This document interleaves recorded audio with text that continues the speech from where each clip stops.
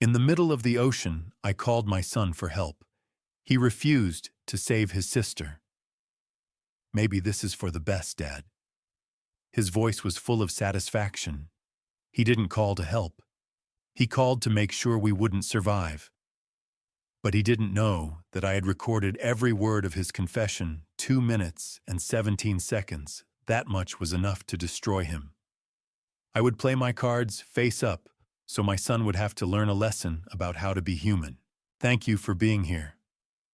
Before we continue, have you ever trusted someone who betrayed you?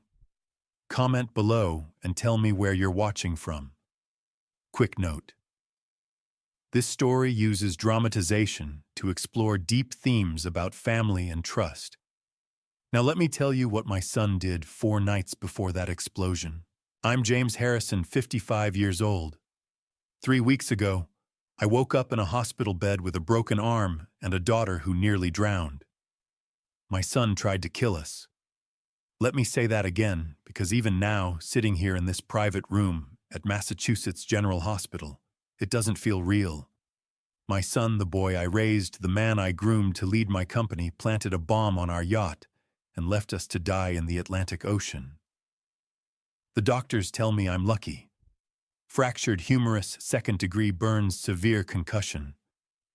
Could have been much worse, Dr. Warren said yesterday. You're strong, Mr. Harrison. You'll make a full recovery. She doesn't know that physical recovery is the easy part. Through the window, Boston sprawls beneath a gray October sky. Somewhere in this building, 3 floors down in the ICU, my daughter Catherine is fighting her way back from near drowning. 26 years old, brilliant kind, and she almost died because her brother decided she was in his way. I stare at my phone on the bedside table. Inside it is a recording that will destroy my son's life. 2 minutes of Kyle's voice, cold and calculating, explaining exactly why he tried to murder us. I haven't played it for anyone yet. Not the police, not the lawyers. I'm waiting, building my case, because when I move against Kyle, I want it to be perfect. There's a soft knock at the door. Mr. Harrison, just checking your vitals. Nurse Rebecca Santos enters with her usual warm smile. She's in her early 40s, competent and kind. For 3 weeks, she's been the steady presence in this nightmare. How's the pain today? She wraps the blood pressure cuff around my good arm. Manageable. Uh-huh. She doesn't believe me. Your daughter had a good night. Dr. Warren says she might wake up soon. My throat tightens. That's good. Rebecca glances at me while the cuff inflates. Your son hasn't been back to visit. Not since that first day. I say nothing. Just seems odd is all. Big yacht accident, captain dead, and he's only been here once. She releases the cuff, makes a note. Most families would be here constantly. My son is busy, I say carefully. Running the company while I recover. Rebecca's expression suggests she's heard that excuse before. Well, you need anything, you press that button. After she leaves, I pick up my phone. New text from 30 minutes ago. Kyle, Dad. I'm coming by tomorrow morning with Jonathan Prescott from Legal. We need to discuss the temporary transfer of your responsibilities while you recover. The board is asking questions. Rest up, I read it 3 times. Temporary transfer. While you recover. As if this is normal succession planning, and not a hostile takeover by a son who thinks his father is too weak to fight back. Kyle has always underestimated me. He assumed my kindness was weakness. My patience was ignorance. My love was blindness. He's about to learn how wrong he was. I set the phone down and look at the ceiling. Somewhere in this hospital, Catherine is waking up to the truth about her brother. Somewhere in Boston, Kyle is planning how to take everything I built. And somewhere in a lawyer's office, Rachel Morgan, my late wife's closest friend, is preparing documents that will change everything. Kyle thinks he won. He stood on shore and watched the yacht explode.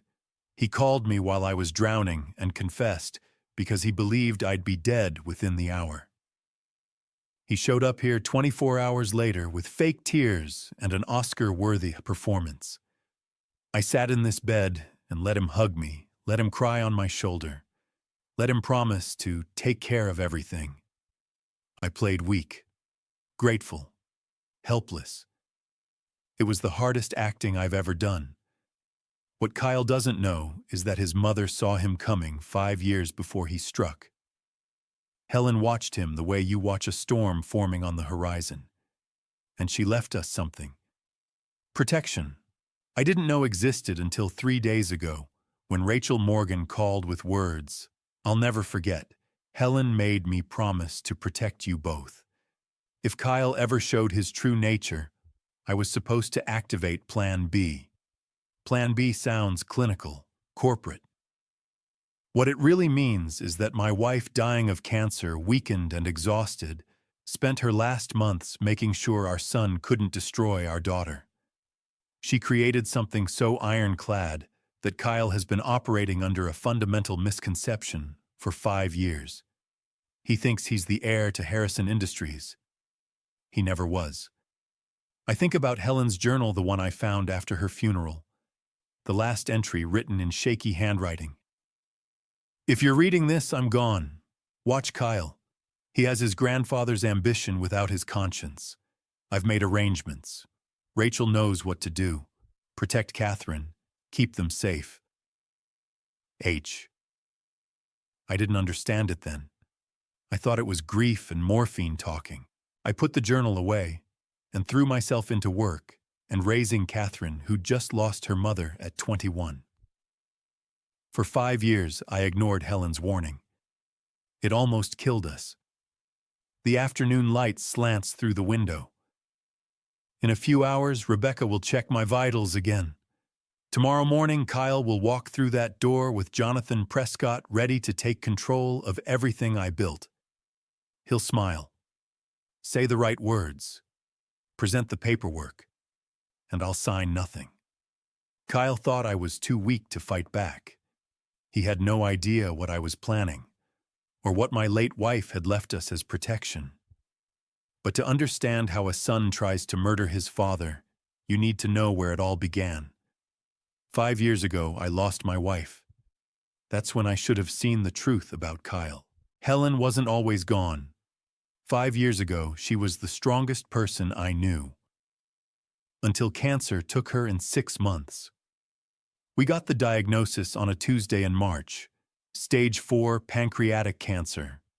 The kind where doctors use words like aggressive and limited options and avoid making eye contact when they talk about timelines.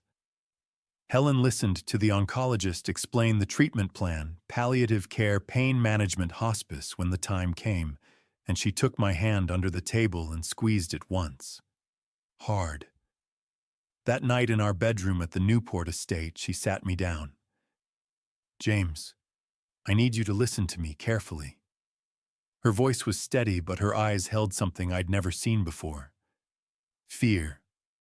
Not of dying, I realized later. Fear for what would happen after. "Helen." "Kyle."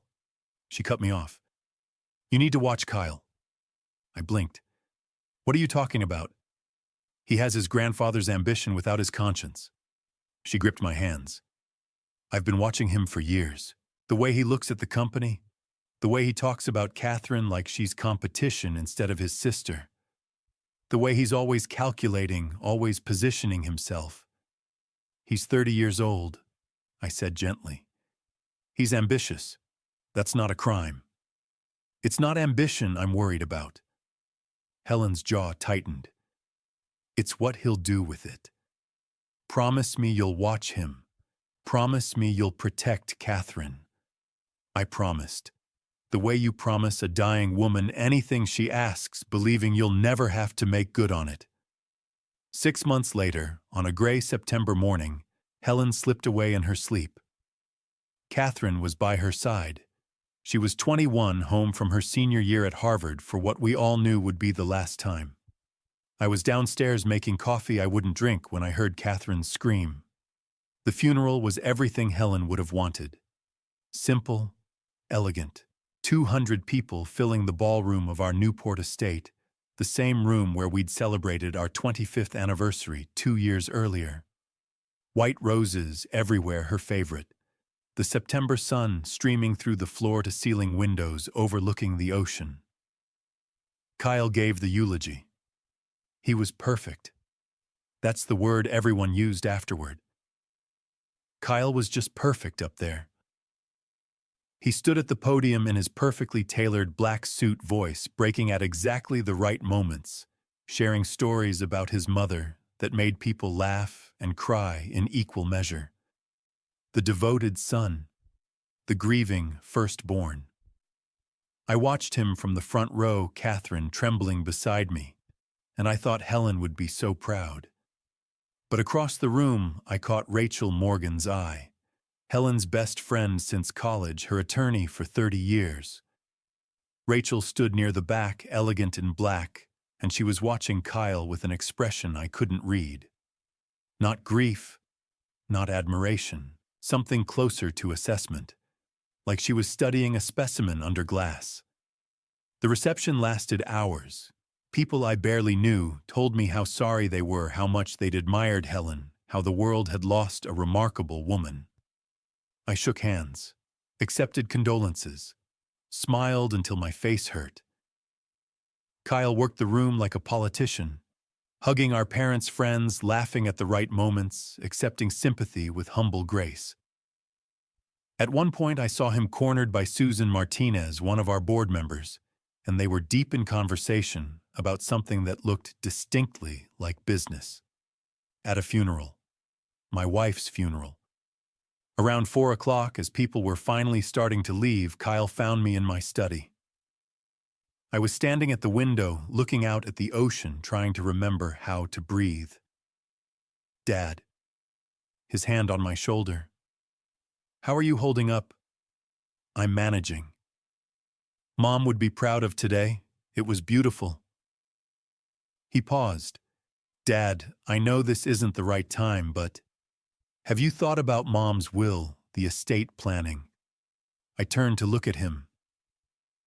Kyle, we buried your mother 4 hours ago. I know. I'm sorry. It's just the company, the transition. People are going to have questions. I want to make sure everything's in order for you, so you don't have to worry about it. His eyes were dry, concerned, practical. We'll deal with it next week, I said. Of course. I just want to help. Take some of the burden off you. He squeezed my shoulder. I'm here, Dad, for whatever you need. After he left, I stood there for a long time. He's grieving in his own way, I told myself. Everyone processes loss differently. He's just trying to be practical, helpful. Later, I would realize that was the moment, the first real warning sign. But I was drowning in my own grief, and I couldn't see what Helen had seen. There was a soft knock at the door. Rachel Morgan stepped in still in her funeral black, carrying her briefcase. James, I'm sorry to intrude. I know today has been awful. It's fine, Rachel. Come in. She closed the door behind her. Helen asked me to tell you something. After she was gone. Rachel's composure cracked for just a moment. She made me promise. If you ever need anything at all, you call me. I have instructions from Helen. Legal arrangements she made. What kind of arrangements? The kind she hoped you'd never need. Rachel's eyes were red, but her voice was steel. Just remember, if things ever feel wrong with Kyle, if you ever feel like something's not right, you call me. I didn't understand, but I nodded. After everyone left, after Catherine finally cried herself to sleep in her childhood bedroom, I went back to my study. Helen's desk sat in the corner exactly as she'd left it. Her reading glasses, her favorite pen, the leather journal she'd kept for years. I opened the journal to the last entry.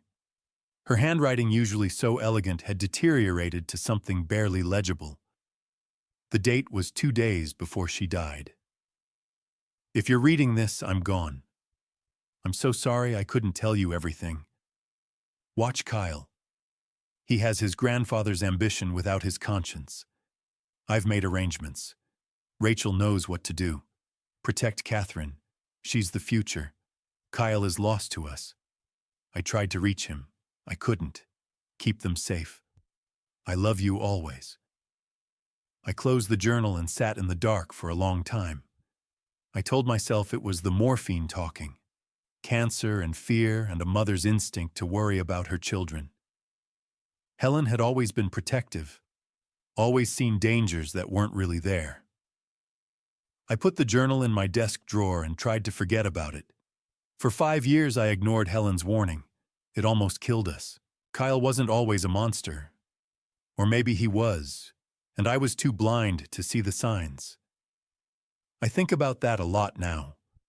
Lying in this hospital bed, replaying 20 years of memories, looking for the moment when my son crossed the line from ambitious to dangerous. The truth is, the signs were always there. I just didn't want to see them.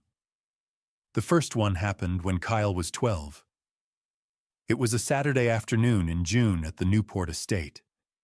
Catherine had just turned 6 months old, all chubby cheeks and gurgling laughter. Helen was in the garden with friends. I was in my study reviewing contracts. Kyle came in carrying his baby sister. Mom said I could hold her, he announced. Catherine was giggling, reaching for his face with her tiny hands. Kyle was smiling, the perfect big brother. That's great, buddy. Just be careful. Support her head. I know, Dad. I'm not stupid. Something in his tone made me look up, but he was already turning away, heading back toward the hallway. I returned to my contracts. 30 seconds later, I heard Helen scream. I ran. Found Helen in the hallway, Catherine in her arms, both of them fine, but Helen white as a sheet. Kyle stood 3 feet away, hands at his sides, face carefully blank. What happened? He dropped her. Helen's voice shook. James, he dropped her. I caught her, but... It was an accident. Kyle's eyes filled with tears. I tripped. I didn't mean to, Mom. I would never hurt her. He looked so young, so genuinely devastated. I put my hand on his shoulder. It's okay, son. Accidents happen. You just have to be more careful. Helen stared at me over Catherine's head. Her expression said everything her mouth didn't. That wasn't an accident. But I didn't believe her. Kyle was 12 years old. My son. Kids trip. Later that night, after Kyle was asleep, Helen tried to talk to me. I saw his face right before he let go. He looked at me and he smiled. Helen, he's a child. You're reading too much into this. Am I, or are you reading too little? We fought about it. Eventually, I convinced both of us that she was overprotective, that Kyle had just made a mistake. I wish I'd listened to her. The years passed. Kyle excelled at everything: debate team captain, varsity lacrosse, Harvard at 17. Everyone said the same thing: that boy's going places. He was charming, driven, the kind of son who made other fathers jealous. But there were moments, small things, fleeting expressions that vanished before you could be sure you'd seen them. Like when Catherine won a national art competition at 9, and Kyle congratulated her at dinner with a smile that didn't reach his eyes. Or when she got into Harvard, and Kyle told her she'd have to work twice as hard, because they probably just wanted diversity of thought. A girl's perspective. Helen noticed. She always noticed. Kyle graduated Harvard with honors, got his MBA from Wharton, joined Harrison Industries at 26, and proved himself brilliant at corporate strategy. By 30, he was running 3 divisions, making decisions that affected thousands of employees. I was proud. I was also blind. 2 years and 3 months ago, Catherine graduated from Harvard Business School, top of her class. Unlike Kyle, who'd been good, Catherine was exceptional. Her thesis on sustainable supply chain management was being cited in journals. Companies were trying to recruit her. I flew to Cambridge for her graduation. Kyle came too. We sat in the auditorium. Kyle was beside me, checking his phone, responding to emails. The perfect busy executive. Catherine Harrison, Master of Business Administration, summa cum laude. The applause was thunderous. Catherine walked across the stage and I stood up clapping until my hands hurt. My daughter, Helen, would have been so proud. I looked at Kyle. He was standing too, clapping, smiling. But his jaw was clenched so tight I could see the muscle jumping. And his eyes, I'd never seen them so cold. Not looking at Catherine with pride or love. Looking at her like she was something to be eliminated. The moment passed. Kyle's face smoothed. He turned to me. "She did great, Dad. Really great." She did. Smart kid. Gonna make a real impact wherever she ends up. Something in that phrase, "wherever she ends up," made me pause. But then Catherine was hugging us both, and the moment was forgotten. That night at dinner, Catherine looked at me with Helen's eyes. "Dad, I've been thinking. I know I have offers from consulting firms. Good offers. But I want to work for you. For Harrison Industries. If you'll have me." My heart swelled. "Catherine, I would be honored." Kyle raised his glass. "Welcome to the family business, sis. It's going to be great having you on the team." His smile was perfect, warm, genuine. But under the table I saw his other hand, clenched into a fist so tight his knuckles were white. I dismissed the coldness in Kyle's eyes that day. He's proud of his sister. Maybe a little competitive. But that's normal. 2 years later, Catherine would join our company, and Kyle's resentment would turn to murder. Catherine joined Harrison Industries immediately after graduation 2 years ago. Within 6 months, she'd proven herself beyond doubt. 18 months ago, I made the decision that would set everything in motion. Her first day was a Tuesday in September. I'd given her the title VP of Strategic Development, a real position with real responsibilities, not some token role to appease nepotism concerns. The board had been skeptical. Understandably, she was 24, fresh out of business school. And yes, she was my daughter. "Let her show you what she can do," I told them. "One presentation. That's all I ask." Catherine walked into that boardroom in a navy suit, carrying a portfolio that represented 3 weeks of 16-hour days. She'd analyzed our entire supply chain, identified inefficiencies we'd been bleeding money on for years, and created a restructuring plan that would save us $15 million annually. She presented for 40 minutes. No notes, just data logic and quiet confidence. When she finished, the room was silent. Then Susan Martinez, our toughest board member, and a woman who'd spent 30 years clawing her way up in manufacturing, started clapping. "Well," Susan said, "I guess the MBA was worth it." The rest of the board followed, even the old guard who'd been ready to dismiss her. Catherine had earned her place in that room and everyone knew it. Kyle had been sitting in the back. He clapped too, stood up even, but he left before the meeting ended. 2 days later, he took Catherine to lunch. She came back to my office afterwards smiling. "Kyle was so sweet, Dad. He gave me all this advice about navigating board politics.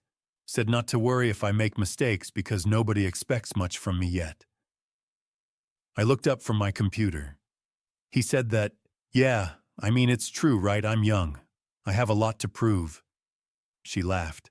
He also said I shouldn't take it personally when people assume I only got the job because I'm your daughter. that it'll take years before they see me as legitimate. My jaw tightened. Catherine, you just saved this company $15 million. You're legitimate. I know. Kyle was just being realistic. Protective, like a big brother. She didn't see it. The subtle undermining, the planted seeds of doubt. But I did, and I said nothing. The next 6 months were a blur. Catherine threw herself into the work. She reorganized 2 divisions, negotiated a partnership with a sustainable materials supplier that got us featured in the Wall Street Journal and earned respect from people twice her age who'd initially written her off. Kyle, meanwhile, was Kyle.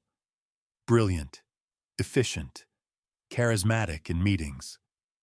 The 2 of them worked together on several projects, and from the outside, everything looked perfect. The Harrison siblings building an empire together. But I watched Kyle watch Catherine, and I saw something that made my stomach turn. He wasn't proud of her. He was calculating her threat level. 18 months ago, I called a board meeting. I'm not getting any younger, I told them. I was 53 then, healthy, and planning to work another decade. But succession planning is something you do when you don't need it, not when you do. It's time to think about the future of Harrison Industries. The board nodded. They'd been expecting this conversation. Most of them assumed I'd announce Kyle as my successor. He was 30, experienced, and had been groomed for leadership his entire life. I've made a decision, I said, about leadership succession. But it's not what you might expect. I pulled up the organizational chart on the screen behind me. 2 positions at the top, co-CEOs. Kyle and Catherine will lead this company together. Dual succession. Kyle brings experience and strategic vision. Catherine brings innovation and operational excellence. Together, they'll take Harrison Industries into the next generation. Silence. Then Susan Martinez smiled. I like it, checks and balances, and they're both qualified. Some board members looked uncertain. Others nodded thoughtfully. The vote was 8-4 in favor. Kyle's face was perfectly composed. Thank you for the confidence, Dad. Catherine and I will make you proud. Catherine looked stunned, grateful, terrified. I won't let you down. The meeting ended. People congratulated them both. Kyle shook hands, smiled, made all the right noises about teamwork and shared vision. But as the room emptied, I saw him. Standing by the window, his reflection in the glass showed an expression he thought no one could see. Pure rage. 20 minutes later, he was in my office. The door slammed shut behind him. Are you out of your mind? I looked up calmly. Excuse me, Catherine as CEO, she's 26, Dad. She's been here 6 months. 6 months, and you're handing her half the company. I'm not handing her anything. She's earned. Kyle's laugh was bitter. I've been here 4 years. I've built 3 divisions from nothing. I've made you millions. And you're going to make me share power with someone who was in grad school a year ago. Kyle, your sister is exceptional. She's a kid playing businesswoman. This is my inheritance, Dad. Mine. I've worked for it, bled for it. And you're just going to give half of it away because she wrote a nice thesis. I stood up slowly. Catherine has the intelligence and integrity this company needs. 2 qualities you're making me question right now. Kyle's face went white, then red. You're choosing her over me. I'm choosing both of you. That's the point. No. He pointed at me, hand shaking. You're diluting my inheritance because you feel guilty that Mom died and Catherine lost her mother. This is guilt, not business sense. Get out of my office. Dad, out. Before you say something we'll both regret. He left. Slammed the door so hard, a picture frame fell off the wall and shattered. I stood there for a long time staring at the broken glass. Helen's photo taken at our anniversary party. Her smile. Her eyes that had always seen too much. He has his grandfather's ambition without his conscience. For 3 weeks, Kyle didn't speak to Catherine. Not at board meetings, not in the hallways, not even when she tried to approach him about joint projects. Catherine came to me worried. Dad, did I do something wrong? Kyle won't even look at me. Give him time. He'll come around. And he did. 3 weeks and 2 days after the announcement, I saw them having coffee in the executive lounge. Kyle was smiling, laughing at something Catherine said, looking for all the world like a proud big brother. When he finally smiled at her again, I exhaled with relief. I thought the worst had passed. I had no idea it hadn't even begun. For 18 months after that board meeting, Kyle played the perfect son. He attended family dinners, collaborated with Catherine at work, even toasted her successes publicly. Every smile was calculated, every gesture of support a lie. And quietly, he planned. Several nights before September 24th, he made his move. Let me tell you about a crime caught on camera. I didn't know any of this had happened, not while it was happening. I only learned about it later, sitting in a hospital bed watching security footage with Detective Sullivan. But now looking back, I can see it clearly. The moment my son crossed from resentment into action. It was a Thursday night, September 20th, 11 o'clock. The Newport Marina was quiet. Most yacht owners had already winterized their boats. The dock lights cast long shadows across the water, and the only sound was waves lapping against hulls. Our yacht, the Helen, 65 feet of mahogany and custom interior, was moored at our private slip. I'd named her after my wife, because Helen had loved the ocean. I like to think part of her was still out there riding the waves. Kyle knew the security codes. He'd grown up on that yacht, spent summers learning to navigate winters, helping with maintenance. He had his own keys. The security camera shows him arriving at 11:04 p.m., his Mercedes, New York plates, alone. He parked in the shadows, away from overhead lights, got out carrying a backpack and a toolbox, looked both ways, then walked down Dock C like he owned it. Because in his mind, he did, or soon would. Luis Morales lived in the apartment above the dock garage. 28 years old, worked marina maintenance, sent every penny back to family in Providence. Good kid. Quiet. The kind of employee you barely notice because he never causes problems. Luis had been watching Netflix with his window open, catching the ocean breeze. Around 11:15, he heard metal on metal. Clanging. Not normal. He got up, looked out, and saw Kyle Harrison climbing into the Helen's engine compartment with a toolbox. Luis knew Kyle. Everyone at the marina did. The Harrisons were regular clients, generous tippers. Luis had helped Kyle dock dozens of times. But past 11 at night, working on the engine, Luis watched. Saw Kyle pull out some kind of small device. Saw him connect wires, check his phone, go back to work. Something felt wrong. Luis picked up his phone, started to dial the dockmaster, stopped. Kyle Harrison was the owner's son. He had every right to be there, and Luis had a work visa he couldn't jeopardize. His mother needed the money he sent. His brother's tuition depended on this job. What would he even say? I saw Mr. Harrison working on his own yacht. So he watched and stayed silent. The guilt from that silence would haunt him for months.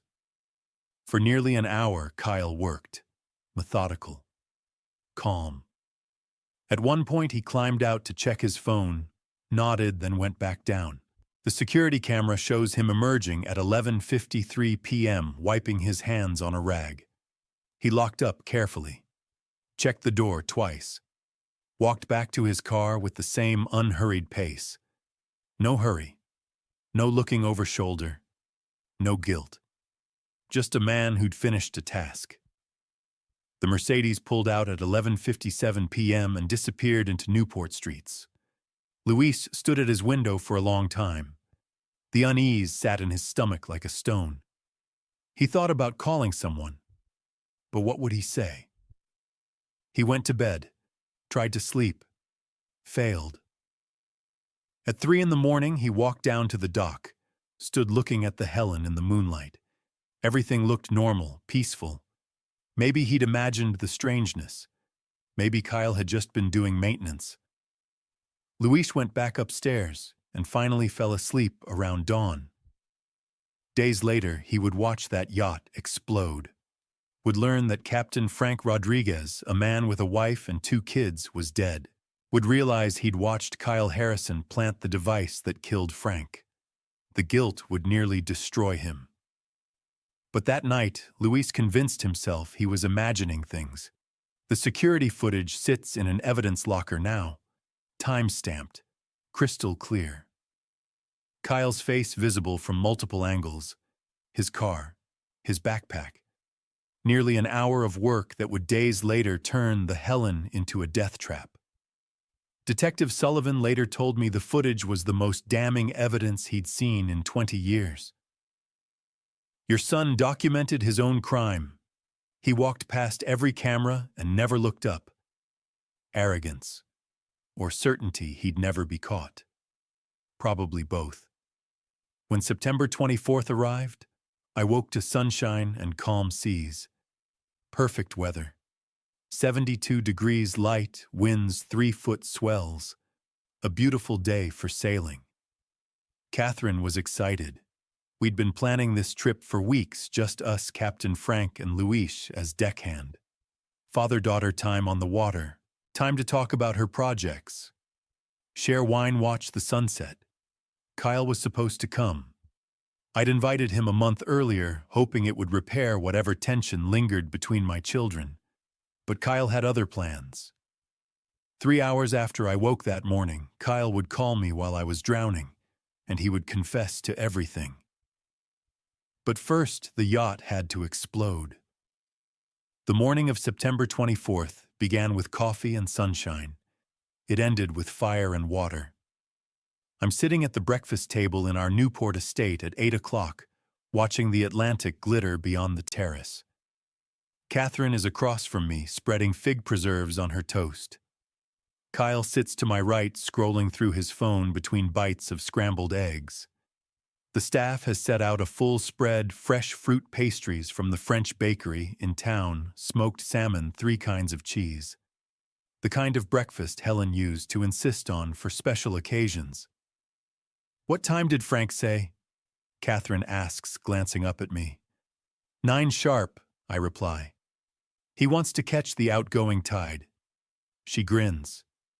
I haven't been to Block Island in years. Remember when we used to go every summer? Your mother loved it there, I say quietly.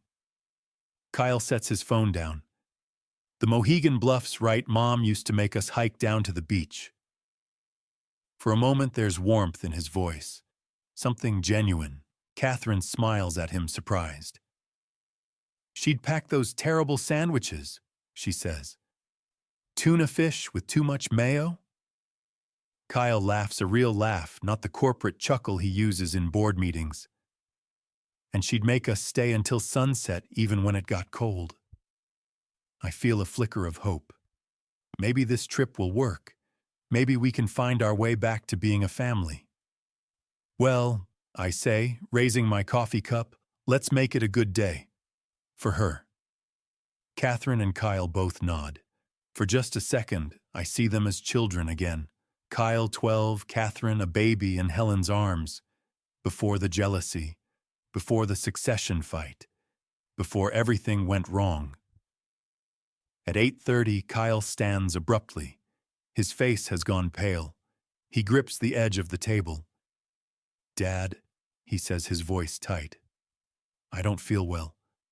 Catherine frowns. What's wrong? I don't know. He presses a hand to his stomach. I think it was something I ate last night. That seafood place in Providence. I'm on my feet immediately. Do you need to see a doctor? No. He waves me off, but he's breathing hard. Sweat beads on his forehead. It's just, I think it's food poisoning. It hit all at once. Catherine sets down her napkin, concern flooding her face. Kyle, you look terrible. I'll be fine, he insists. I just need to lie down. We should cancel, I say immediately. We can go another day. No. Kyle's voice is firm, sharp even. He straightens up, forcing a weak smile. Don't cancel because of me. You two go, seriously. Kyle. Dad, I'm not a kid. I'll be fine. There's staff here. I'll sleep it off. He looks at Catherine. You've been looking forward to this. Don't let me ruin it. Catherine bites her lip, torn. Are you sure? Positive. He manages another smile, though his jaw is tight. Go. Have a great time. Take pictures of the bluffs for me. I hesitate. Every instinct tells me to stay, to cancel, to keep my family together under one roof. But Kyle is 32 years old, and he's right. Catherine has been talking about this trip for weeks. All right, I say slowly. But call me if you need anything. We'll have the sat phone. I will. Kyle claps me on the shoulder. Promise. Catherine hugs him briefly. Feel better, okay? I will, he says again. As we gather our things, sun hats, Catherine's camera, the cooler she packed last night, I glance back at Kyle. He's standing in the doorway watching us. His face is unreadable. Something in his eyes makes me pause. But Catherine is already heading for the car, and the morning is so bright, and Block Island is waiting. I follow her out. We reach the marina at 9 o'clock. The harbor is busy, weekend sailors checking lines, tourists loading onto the Block Island ferry gulls crying overhead. The smell of salt and diesel fuel hangs in the air. Captain Frank Rodriguez is waiting for us on the dock beside the Helen. He's 62, a retired Navy man who's been captaining our yacht for 5 years. Steady, reliable, the kind of man you trust with your life. Morning, Mr. Harrison, he says, extending a hand. Beautiful day for it. Perfect. I agree. Luis Morales is already on board, coiling ropes on the aft deck. He glances up when he sees us, his expression uneasy. I notice, but I don't think much of it. Luis always looks a little nervous around me. Catherine climbs aboard, first her face bright with excitement. I forgot how much I love this boat. The Helen, 65 feet of polished mahogany and cream-colored cushions. Helen and I bought her 15 years ago, back when Catherine was still in middle school. We'd sail up the coast every summer, Maine, Cape Cod, the Vineyard. Now stepping onto the deck feels like stepping into memory. Where's Kyle? Frank asks. Food poisoning, I reply. He insisted we go without him. Frank nods. Shame. But we'll make it a good trip. Luis unties the mooring lines. Frank starts the engine, a low, steady rumble. Catherine leans against the rail, her hair lifting in the breeze. At 9:15, we pull away from the dock. The water is calm. The sky is cloudless. The wind is light and perfect. Catherine turns to me, her eyes shining. Dad, this is perfect.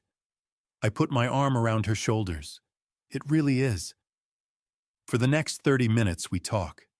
About the company. About Catherine's ideas for expanding into renewable energy.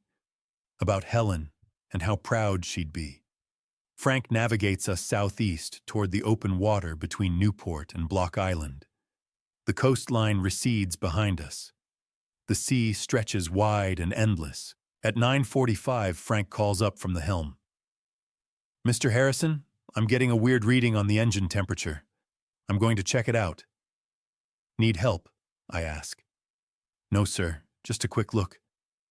He disappears below deck down into the engine compartment. Catherine and I stand at the rail watching the horizon.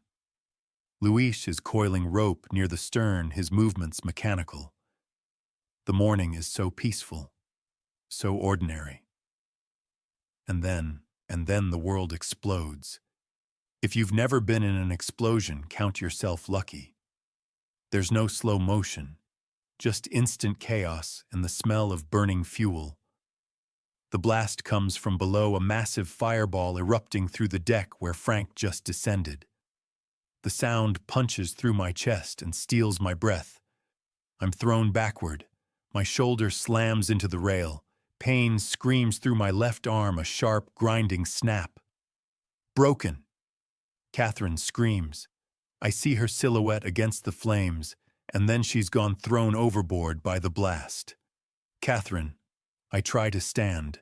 The deck is tilting. Smoke pours from the shattered cabin. Flames roar up through the opening, climbing the mast. Through the smoke, I see Captain Frank Rodriguez slumped near the engine hatch, half his body engulfed in flames. Not moving. He never had a chance. The Helen lurches violently. Water pours in through the hull breach. The yacht is sinking. Catherine. I stumble to the rail, scanning the water desperately. There, 20 feet off the starboard side, her navy sweater. She's face down, not moving, I don't think. I jump. The Atlantic in late September is 58 degrees. The cold hits like a hammer. My broken arm shrieks in protest, but I kick hard, swimming one-armed toward my daughter. I reach her and flip her over. Her face is pale, lips already blue, eyes closed. No, no, no. I hook my good arm under her chin and kick, keeping her head above water. She's limp, unresponsive, but breathing shallow, ragged breaths. Help! I scream at the empty ocean. A splash. Luis surfaces, gasping, blood streaming from a gash across his forehead. His left arm hangs at an odd angle. Luis, help me. He swims over, wincing with every stroke. Together we position Catherine on her back, supporting her head above the waves. Mr. Harrison. Luis pants, his voice tight with pain. Sir, there's something I need to tell you. What? 4 nights ago, he gasps. I saw Kyle on the Helen, late at night. He was in the engine compartment. I thought he was just checking something, but my blood runs cold. What are you saying? Luis's face crumples. I should have told you. I should have said something, but I was scared. My visa, my family. His voice breaks. I'm so sorry. This is my fault. Before I can respond, he pulls out a small emergency beacon from his pocket, waterlogged but still blinking. I already activated the Mayday, he says. Before I jumped. Coast Guard should be here in 20 minutes. 20 minutes. In 58-degree water. Behind us, the Helen groans and lists further. The flames have spread to the fuel tanks. She's going down fast. We need to get away from the boat, I say. We kick, pulling Catherine with us, struggling through the debris field. A section of decking floats past. Luis grabs it with his good arm. Here, put her on this. We drape Catherine across the makeshift raft. I press my fingers to her neck. Her pulse is thready, her breathing shallow. Her lips are turning blue. Catherine, baby, stay with me, I whisper. The Helen shudders one final time and slips beneath the waves. The flames hiss and die. Oil spreads across the surface, thick and choking. We float in the wreckage. Debris surrounds us, cushions, rope, shattered fiberglass. The sun beats down, indifferent to our suffering. My teeth are chattering. My left arm has gone numb. Luis is shivering violently, blood still seeping from the gash on his forehead. Hypothermia is setting in. 20 minutes might as well be an eternity. And then I remember. My phone. Helen gave it to me 3 years ago, one of those waterproof cases, military grade. You spend too much time on boats, she'd said. Humor me. I fumble in my jacket pocket with my good hand fingers numb and clumsy. It's there. I pull it out. Water drips from the case, but when I press the button, the screen lights up. 2 bars of signal. For a moment, I just stare at it. Catherine unconscious in my arms. Luis bleeding beside me. The cold Atlantic pulling us down. I need help. We need help now. But who do I call? The Coast Guard is already on their way. 20 minutes? Maybe less. But Catherine doesn't have 20 minutes. She needs a trauma team. She needs a hospital. My mind goes to Kyle, my son. He'll know what to do. He'll mobilize the best doctors. He'll have a helicopter standing by at Mass General. He'll move heaven and earth. Won't he? Luis is watching me, his eyes dark with something I can't read. Fear, guilt, or maybe warning. Mr. Harrison, he says quietly. What I saw that night, Kyle, I know, I say, though I don't. Not really, not yet. But something cold is forming in my chest. A terrible suspicion. No, it can't be. Kyle wouldn't. He couldn't. I look down at my daughter.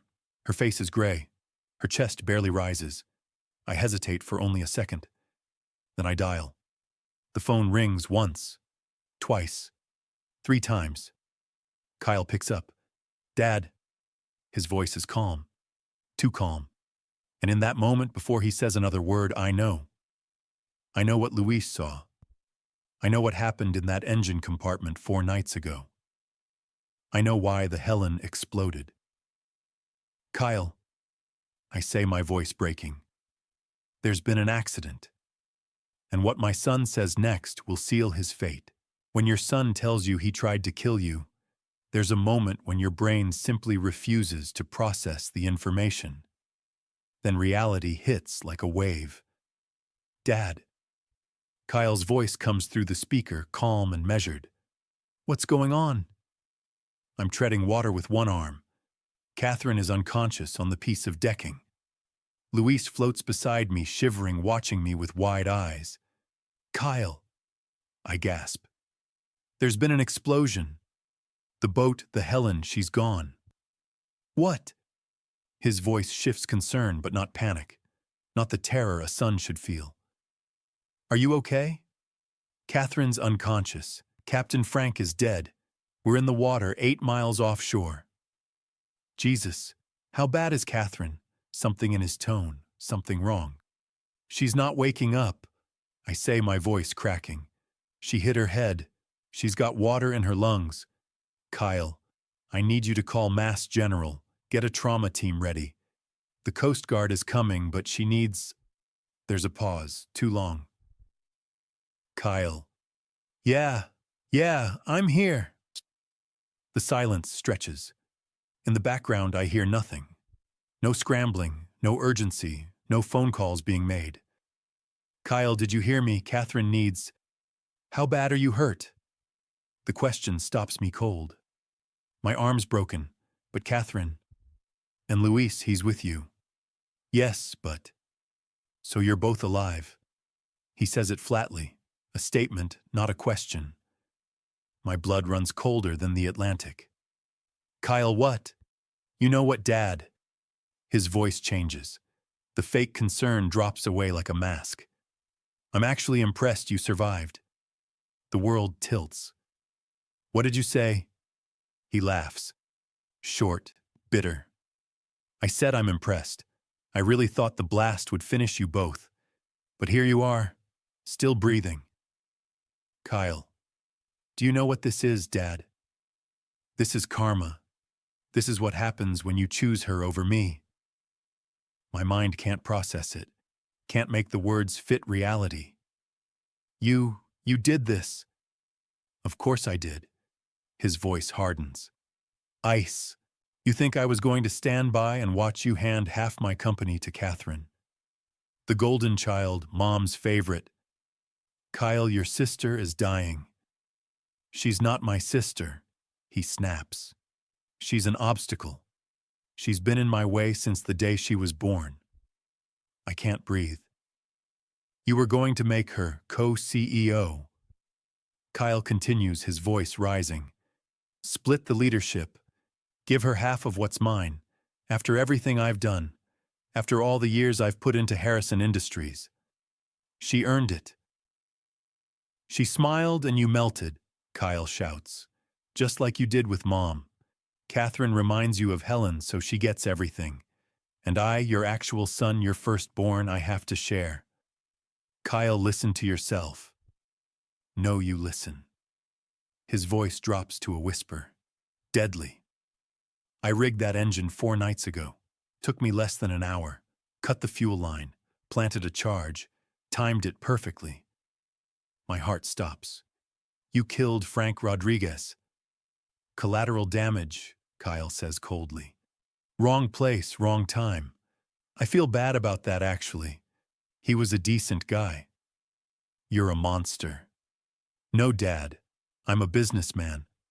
I'm doing what you taught me, eliminate the competition. Do whatever it takes to win. I never taught you to murder. You taught me that the strong survive, Kyle interrupts. That family is business and business is war. I'm just playing by your rules. Tears stream down my face. Not from the cold, from the horror. This isn't happening. Oh, it's happening, Kyle says. And here's the beautiful part. By the time the Coast Guard finds you, if they find you, it'll be too late. Hypothermia sets in fast in 58-degree water, especially with a broken arm and an unconscious girl. You're going to let us die. I'm not going to do anything, Kyle says smoothly. The ocean will. An accident. A terrible tragedy. And I'll be the grieving son. The board will appoint me CEO out of sympathy. And Harrison Industries will finally be mine. All mine. Luis is staring at me, his face pale with shock. Someone will figure it out. I say, my voice shaking. Who? Kyle laughs. You'll be dead. Catherine will be dead. And Luis? He pauses. An undocumented worker with a family back in Mexico he sends money to every month. He'll keep his mouth shut if he knows what's good for him. You bastard. Mom's dead, Dad. You're about to be. Catherine's finished. And finally, I'll get what I deserve. She was right about you, I whisper. What? Helen. She knew. She tried to warn me. She said you had ambition but no conscience. There's a beat of silence. Yeah, well, Mom's not here to stop me, is she? Kyle's voice turns ice cold. Goodbye, Dad. I hope the water's not too cold.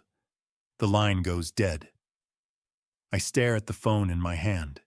The screen shows the call duration 2 minutes 17 seconds.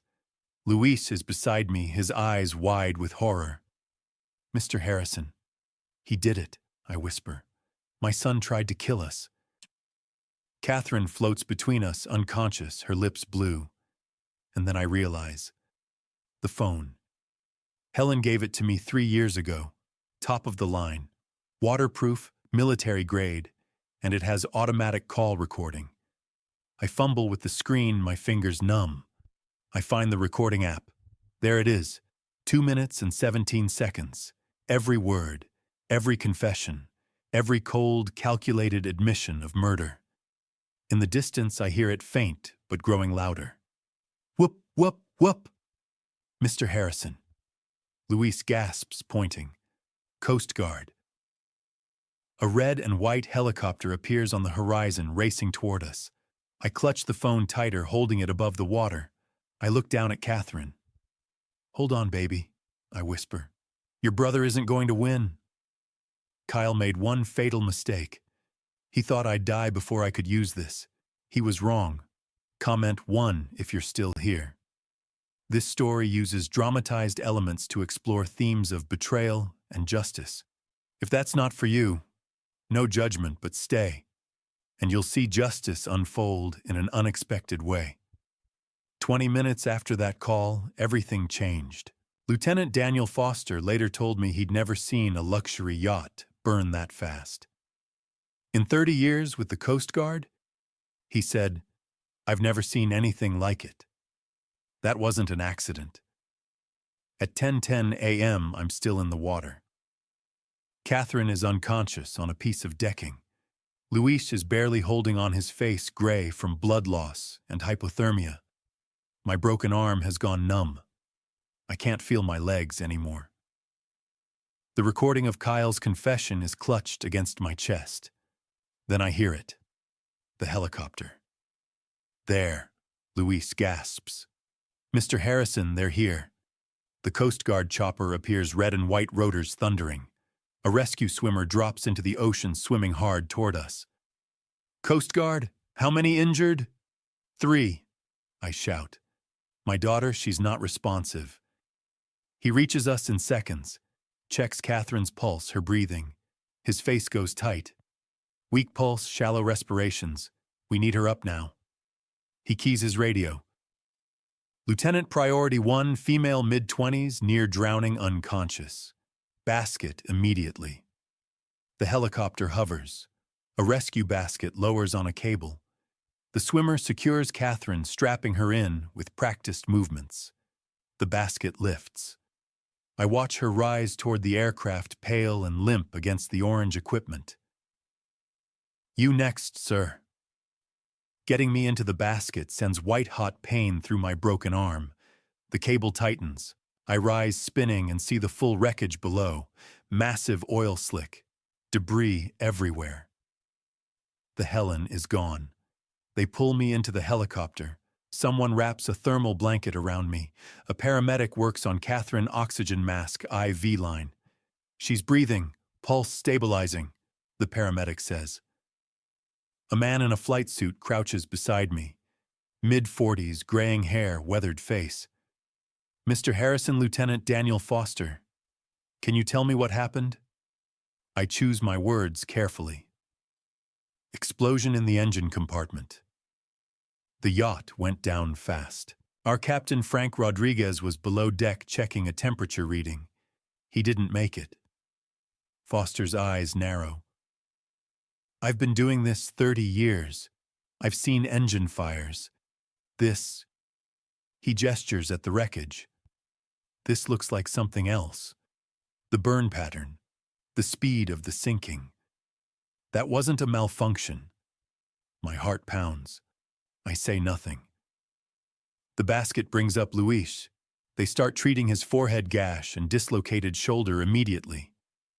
When Luis catches my eye across the cabin, the look we exchange says everything we can't say out loud. Foster isn't done.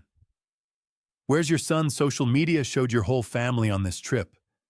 The question hits hard. Kyle stayed home. Food poisoning. Convenient, Foster says quietly. Excuse me. Nothing, sir. But his expression says everything.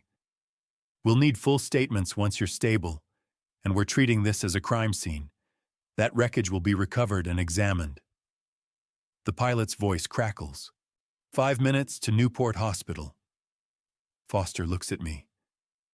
Your daughter needs a trauma center. We'll get her to Mass General after stabilization. I'm going with her. Sir, you need treatment. I'm going with my daughter. My voice leaves no room for argument. Foster studies me. Nods. All right. We land at Newport Hospital at 10:45 a.m. They rush Catherine inside. I walk beside her gurney on legs that barely function. Luis is taken to a different treatment bay. The ER swarms Catherine. Doctors shout orders about hypothermia protocols, warming blankets, more IVs. Someone cuts off her wet clothes. Sir, you need to let us work. A nurse tries to guide me away. I'm not leaving her. They let me stand in the corner. 20 minutes of watching them fight to stabilize my daughter. Finally, a doctor approaches. Mr. Harrison, I'm Dr. Patel. She's stable enough for transport. We're prepping a helicopter for Mass General. Their trauma team is standing by. I'm going with her. He looks at my arm, my wet clothes, my shivering. You need treatment. I'm going with her. He sighs. Fine. but you're getting treated the moment we land. At noon, we're airborne again. Medical helicopter racing toward Boston. Catherine is intubated now, her breathing assisted by machines. The flight medic monitors her constantly. I lean close to her ear, speaking under the rotor noise. Your mother left us something, sweetheart. A gift. Kyle can't hurt us anymore. He thinks he won, but Helen saw him coming 5 years ago. Just hold on. Please hold on. Her eyelids flutter. Not waking, but something. At 1 p.m. we land on the roof of Massachusetts General Hospital. They rush Catherine to the ICU. I'm taken to the ER. Someone sets my arm, treats my burns, runs tests. I answer questions mechanically, keeping my phone hidden. At 3 p.m. they finally let me see Catherine. She's in the ICU, surrounded by machines. Ventilator, heart monitor, IV pumps. Her face is pale but peaceful. I sit beside her bed, holding her hand, watching her chest rise and fall with mechanical precision. The afternoon light slants through the window. Outside, Boston moves on, oblivious to the fact that my daughter is fighting for her life, and my son tried to kill us both. I pull out my phone. Look at the recording one more time. 2 minutes and 17 seconds. Every word Kyle said while I was drowning. Every confession. Every cold calculation. He thought I'd be dead by now. He was wrong. At 4:30 p.m. I hear footsteps in the hallway. Voices, one I recognize. Kyle. He's here. I slip the phone back into my pocket and wait. The performance is about to begin. Kyle should have been an actor. His performance that day deserved an Oscar. The tears, the trembling voice, the concerned son. I almost believed him, if I hadn't heard him laugh while I was drowning. He arrives at 5 p.m. He finds me alone in my hospital room. Catherine is still unconscious 3 floors down. Dad. His voice cracks perfectly. Oh my God. What happened? I look at him, my son, 32 years old, the boy I raised, the man I thought I knew. The yacht exploded, I say quietly. Frank is dead. Catherine is in the ICU. She almost drowned. Oh God, no. Not Catherine. He rushes to my bedside, grabs my good hand. Is she going to be okay? They don't know yet. His eyes fill with tears. Perfect tears. But I'm watching something else. The way his grip is just a little too tight. The way his jaw clenches before he forces it to relax. Every word sounds right. But his eyes are empty. What happened? Kyle asks. Do they know what caused it? Gas leak, engine malfunction. Jesus. Kyle shakes his head. But the Helen was well maintained. Frank kept her perfect. The Coast Guard is investigating. Of course. He wipes his eyes. Dad, thank God you're alive. When I got the call, I thought I'd lost you both. I say nothing, just watch him perform. Can I see Catherine? He asks. Please, she's my sister. She's not awake yet. I know. I just need to sit with her, even if she can't hear me.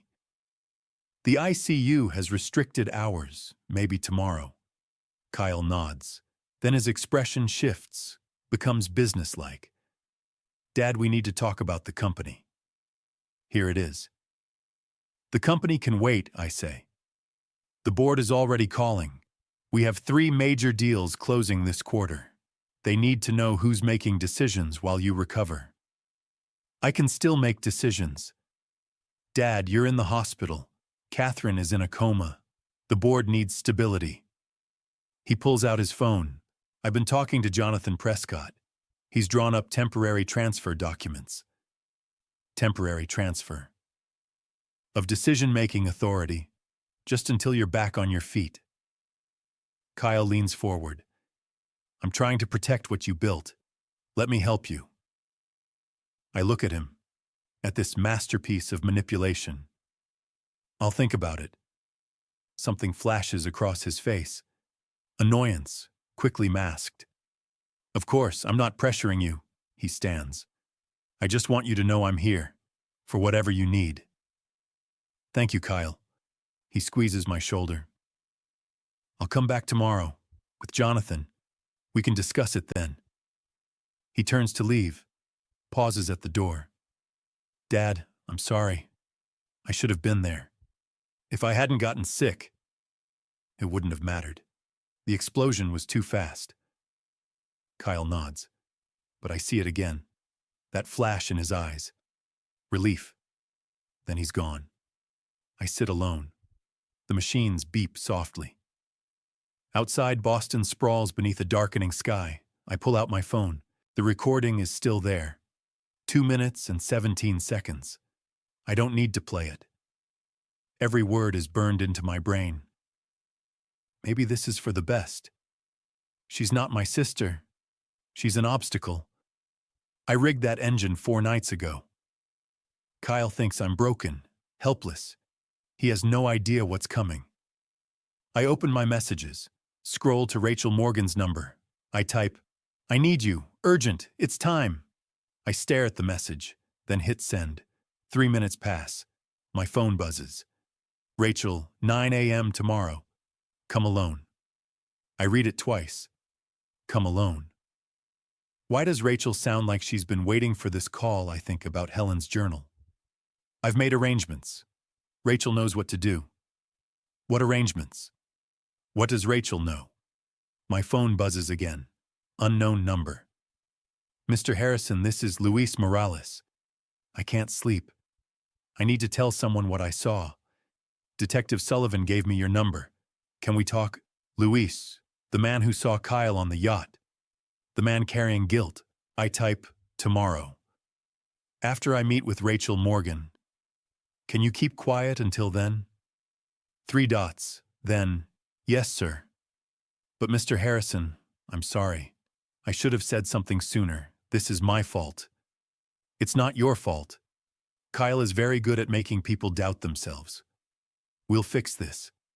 Together. Pause. Then, thank you, sir. I'll wait for your call. I set the phone down. Tomorrow morning I'll meet Rachel. I'll find out what Helen left behind. What protection she built for Catherine. And then the real war begins. That night I can't sleep. Every time I close my eyes I see the explosion. Frank's body in flames, Catherine's face in the water, and Kyle's voice. Goodbye, Dad. I hope the water's not too cold. Around midnight, a nurse checks my vitals. She tells me Catherine's condition is stable. No change, but no deterioration. She's a fighter, the nurse says, just like her father. After she leaves, I lie in the dark and think about Helen. She knew. 5 years ago, dying of cancer, she knew what Kyle would become. She saw it before I did, and she left us something. Rachel knows what to do. I close my eyes and whisper to my dead wife. I'm sorry I didn't listen. I'm sorry I didn't see it. But I see it now, and I'm going to finish what you started. Somewhere in Boston, Kyle is sleeping soundly, thinking he's won.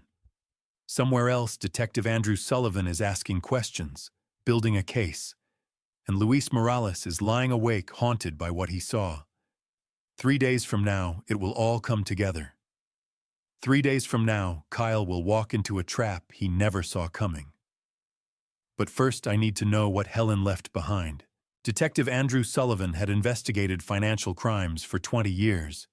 But this was the first case where a son tried to kill his father to claim an inheritance. Day 2 after the explosion. Sullivan sits at his desk in Boston PD headquarters reviewing the Coast Guard report. Lieutenant Foster flagged it with a single word in red ink, suspicious. Sullivan has seen plenty of yacht accidents, but Foster's notes paint a different picture. Burn pattern inconsistent with mechanical failure.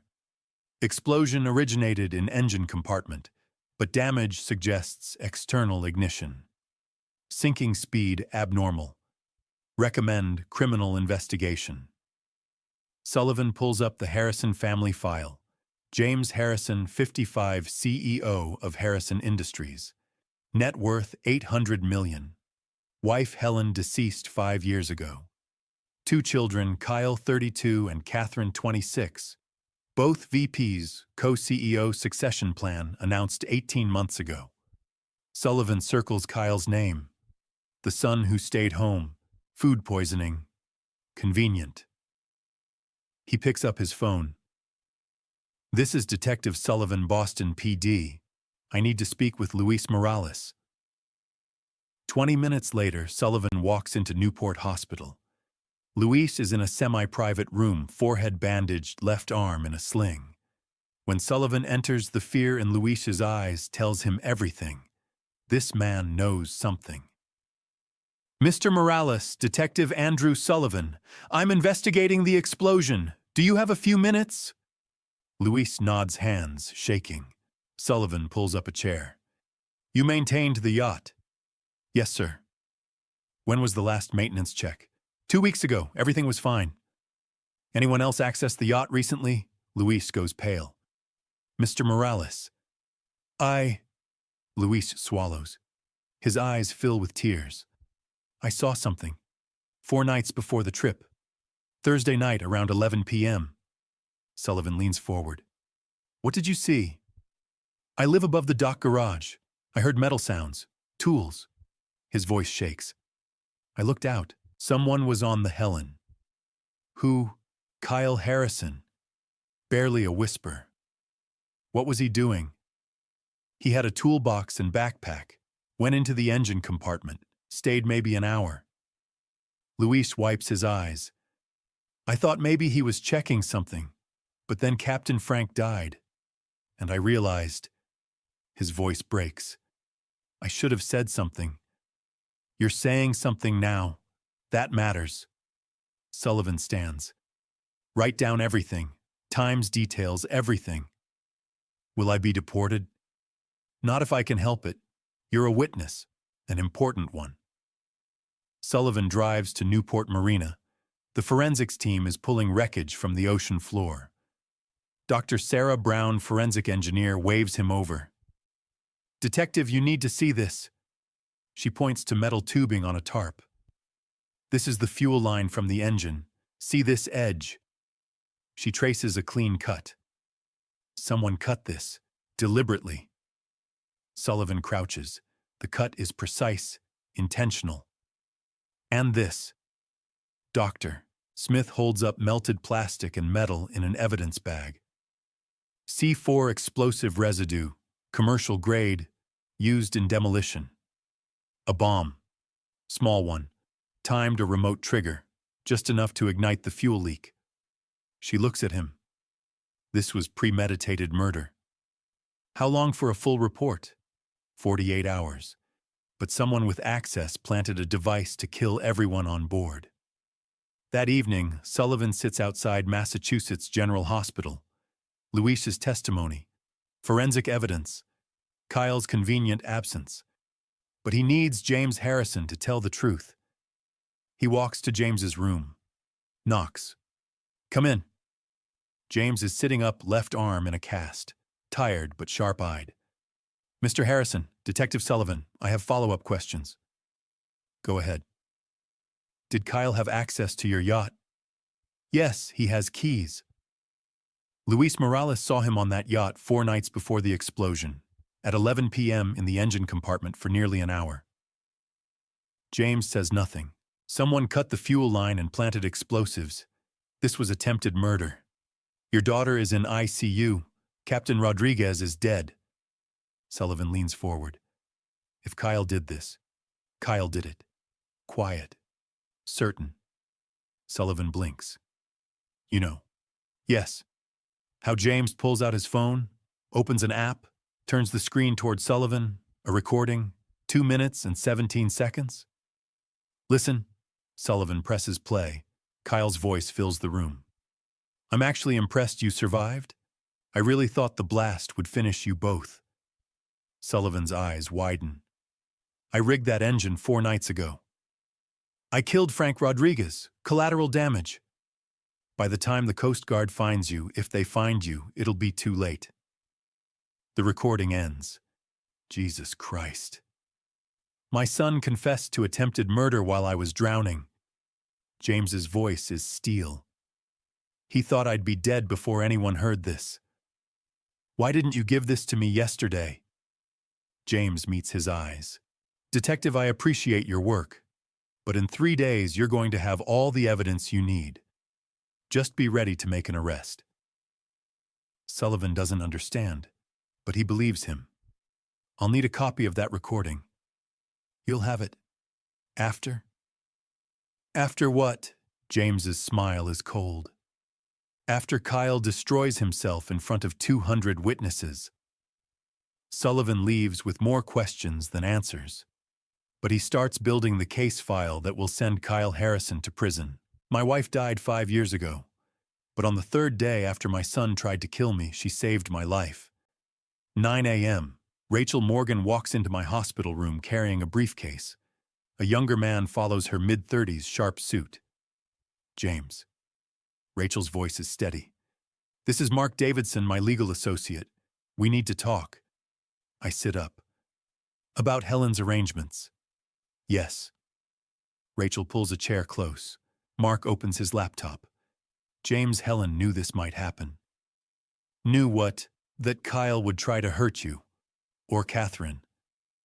Rachel opens her briefcase. 5 years ago, 3 months before she died, Helen came to my office. She made me promise if Kyle ever showed his true nature, I was supposed to activate Plan B. My throat tightens. Plan B. Rachel spreads documents across my bed. Do you remember when Helen restructured the company ownership? She said it was for tax purposes. It wasn't. Rachel points to a document. Helen created an irrevocable trust, the Harrison Family Trust. She transferred 100% of Harrison Industries into it. I stare at the papers. Who are the beneficiaries? You, for your lifetime, then Catherine. I look up slowly. And Kyle. Rachel meets my eyes. Kyle was never a beneficiary, James. Helen specifically excluded him. The room tilts. Kyle has no legal claim to Harrison Industries. He never did. But Kyle thinks he's the heir. He's wrong. He was always wrong. I can't breathe. She knew, even then. She hoped she was wrong, but she protected you both. Mark steps forward. Mr. Harrison, the trust is irrevocable. It cannot be changed. Helen was the grantor. You and Catherine are beneficiaries. Rachel is the trustee. And Kyle. Kyle is an employee. He draws a salary, but he owns nothing. The company belongs to the trust. Rachel pulls out another document. This is Plan B. Helen wrote it herself. She hands me a single sheet. Helen's handwriting shaky from chemo, but unmistakably hers. If Kyle demonstrates intent to harm James or Catherine, the following actions shall be taken. 1. All shares transfer to Catherine Harrison immediately. 2. Kyle Harrison receives $10 million, $10 million. 3. Kyle Harrison is removed from all positions. 4. Kyle Harrison is permanently barred from future claims. 5. Circumstances of this disinheritance shall be made public. Protect my family from my son, Helen Harrison. The paper shakes in my hand. She knew, I whisper. Helen watched Kyle. The resentment, the calculation. She loved him, but she didn't trust him with power. Rachel pulls out a flash drive. She recorded a video message. For you. She made me promise not to show it unless Plan B was activated. Mark sets up his laptop. The video opens. Helen appears on screen, thin from chemo, scarf covering her head. But her eyes are fierce. James, if you're watching this, Kyle has done something terrible, and I am so sorry. My chest cracks open. I've been watching our son for years, hoping I was wrong. But I wasn't, was I? She leans forward. I've protected you both. The trust is ironclad. Kyle can't touch it. Harrison Industries belongs to you and Catherine, not Kyle, never Kyle. Tears streamed down my face. I know this will hurt him. But James Catherine is brilliant, compassionate, strong. She's the future. You built something real and good. Don't let Kyle destroy it. She looks into the camera. I love you, I love Catherine, and I love Kyle, but I can't let him destroy what we built.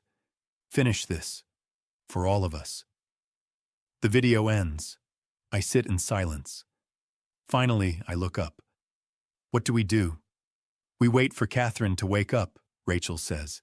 Then we execute Plan B publicly. The trust requires public disclosure of the disinheritance reasons. He'll fight this. He can't. The trust is bulletproof. Rachel's smile is grim.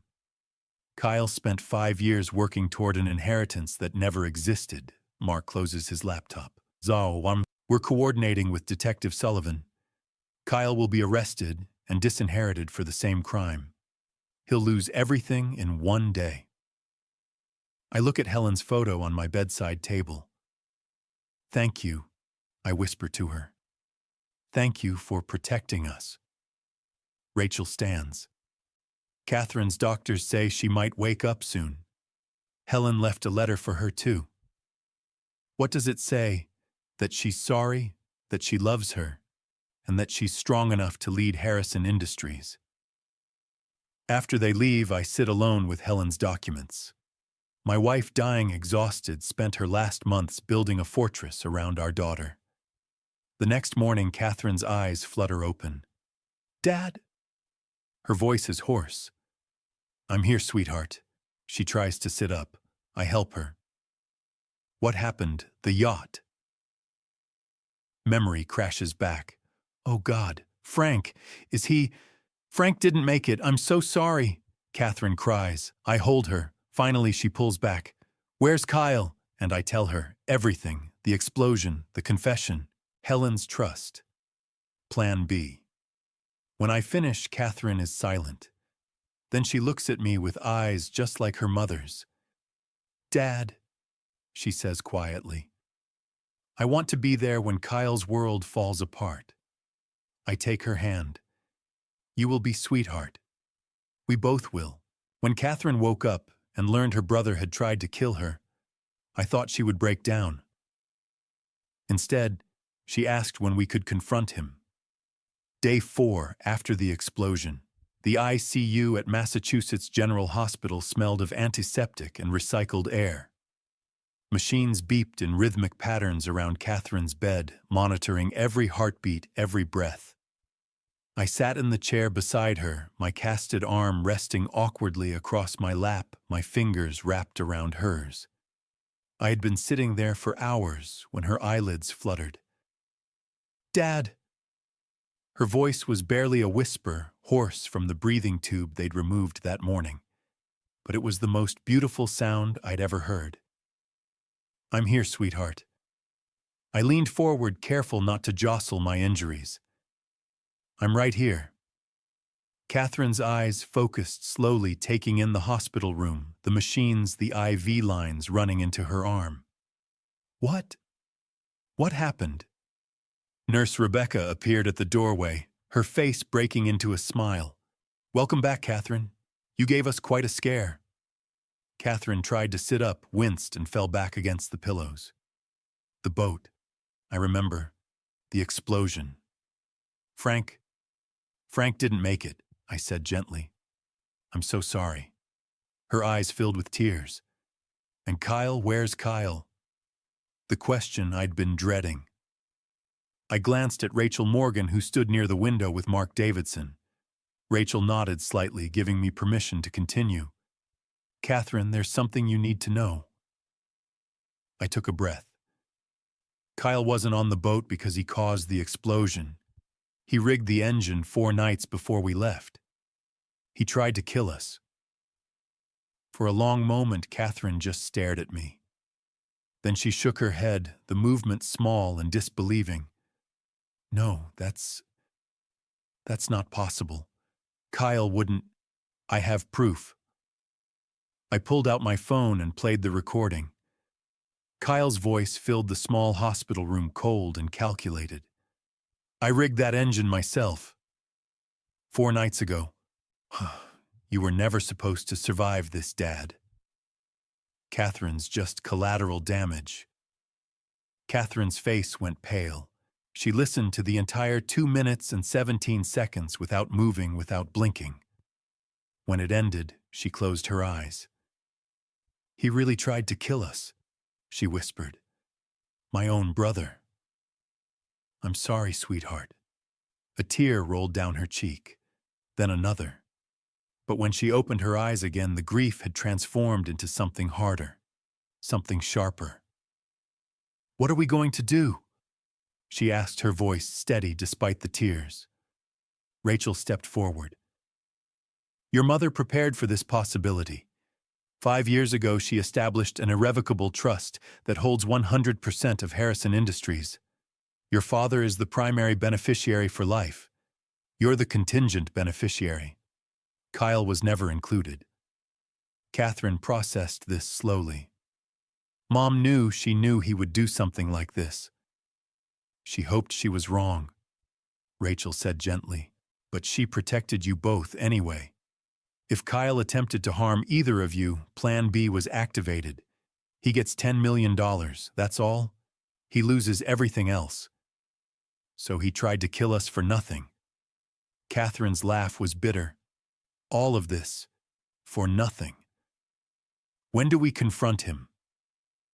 The question came out fierce, determined. I squeezed her hand. Kyle is planning an event, 10 days from now, a gala at the Fairmont Copley Plaza. He thinks we're dying or dead.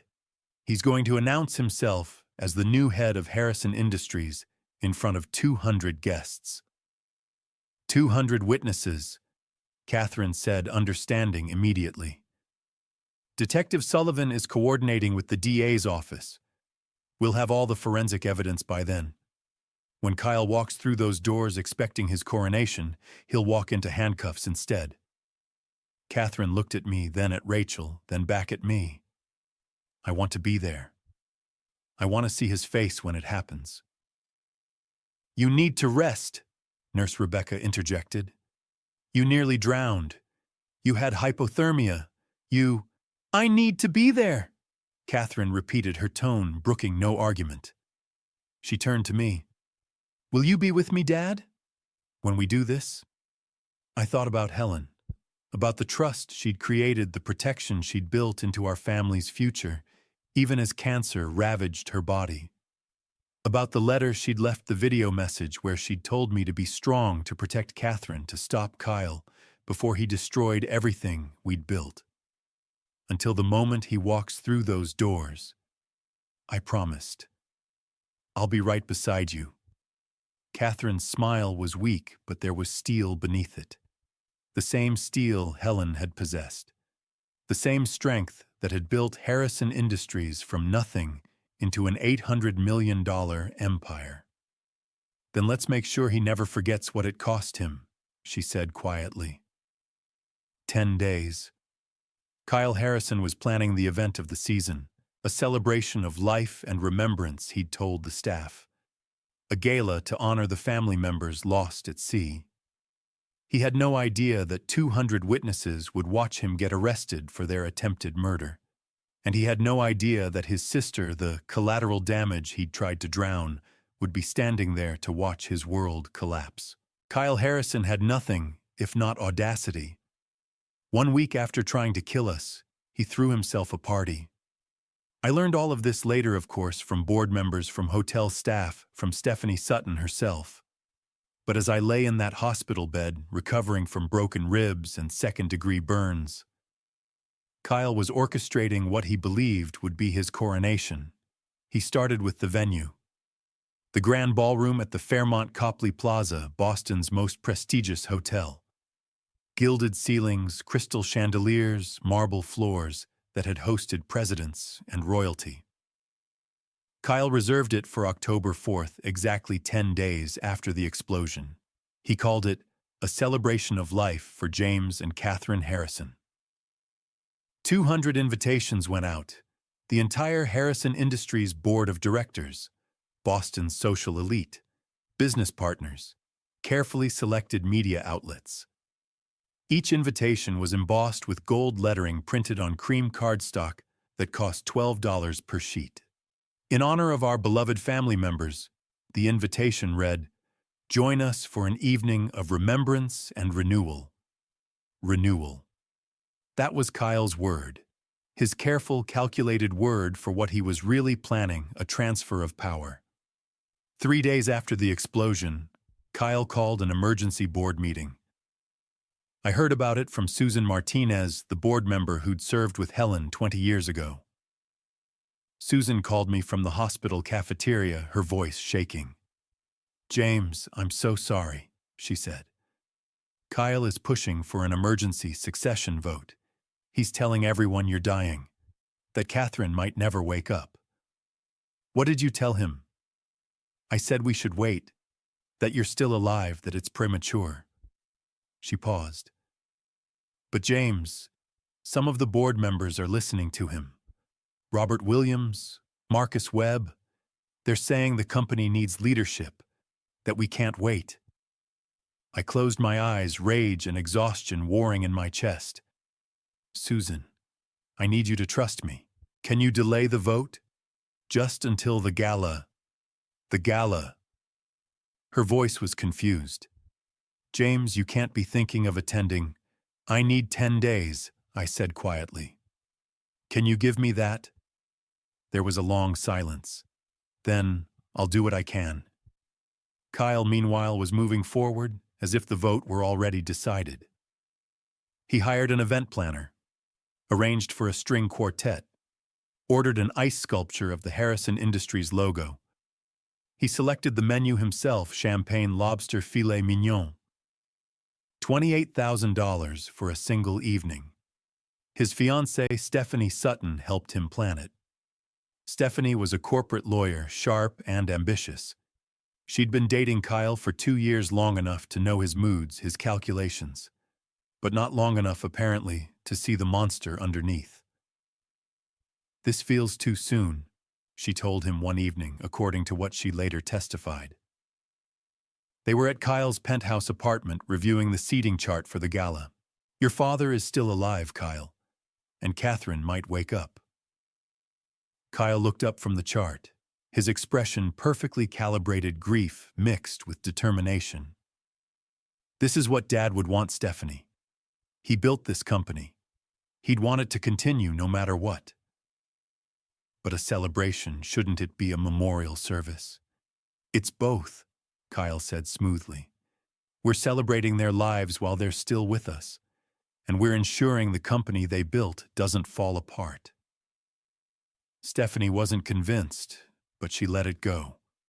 Until the phone call. 2 days before the gala, Kyle was in his home office when his phone rang. Stephanie was in the next room folding napkins for the event. She heard his voice, low and cold. "The life insurance payout will be substantial once they're declared dead." "Yes, I'm aware of the waiting period. 7 years is a long time, but the company dividends will more than compensate." "No, there won't be any complications. Trust me." Stephanie froze napkins forgotten in her hands. When Kyle emerged from the office 10 minutes later, she confronted him. "Who was that?" "Jonathan Prescott, legal matters." "What legal matters, Kyle? What insurance payout?" Kyle's smile never wavered. "Just business, babe. Estate planning. Dad would want me to handle these details." "It sounded like you were talking about them being dead." "They are dying, Stephanie." His voice hardened slightly. "The doctors said Dad has internal bleeding. Catherine has brain swelling. I'm just preparing for what's coming." But Stephanie saw something in his eyes that night. Something cold and empty. Something that made her pull away when he tried to kiss her goodnight. She didn't sleep well that night, and the next morning she called her father, a retired federal judge, and told him everything. Kyle, oblivious, continued his preparations. The night before the gala, he stood in his penthouse apartment, looking at a framed photo of our family. Helen, Catherine, me and Kyle taken at Catherine's college graduation. We were all smiling, all together. Kyle picked up the frame, studied it for a moment, then set it face down on the shelf. "It's mine now," he said to the empty room. Finally. He rehearsed his speech in the mirror, adjusted his tie, practiced his grief-stricken expression.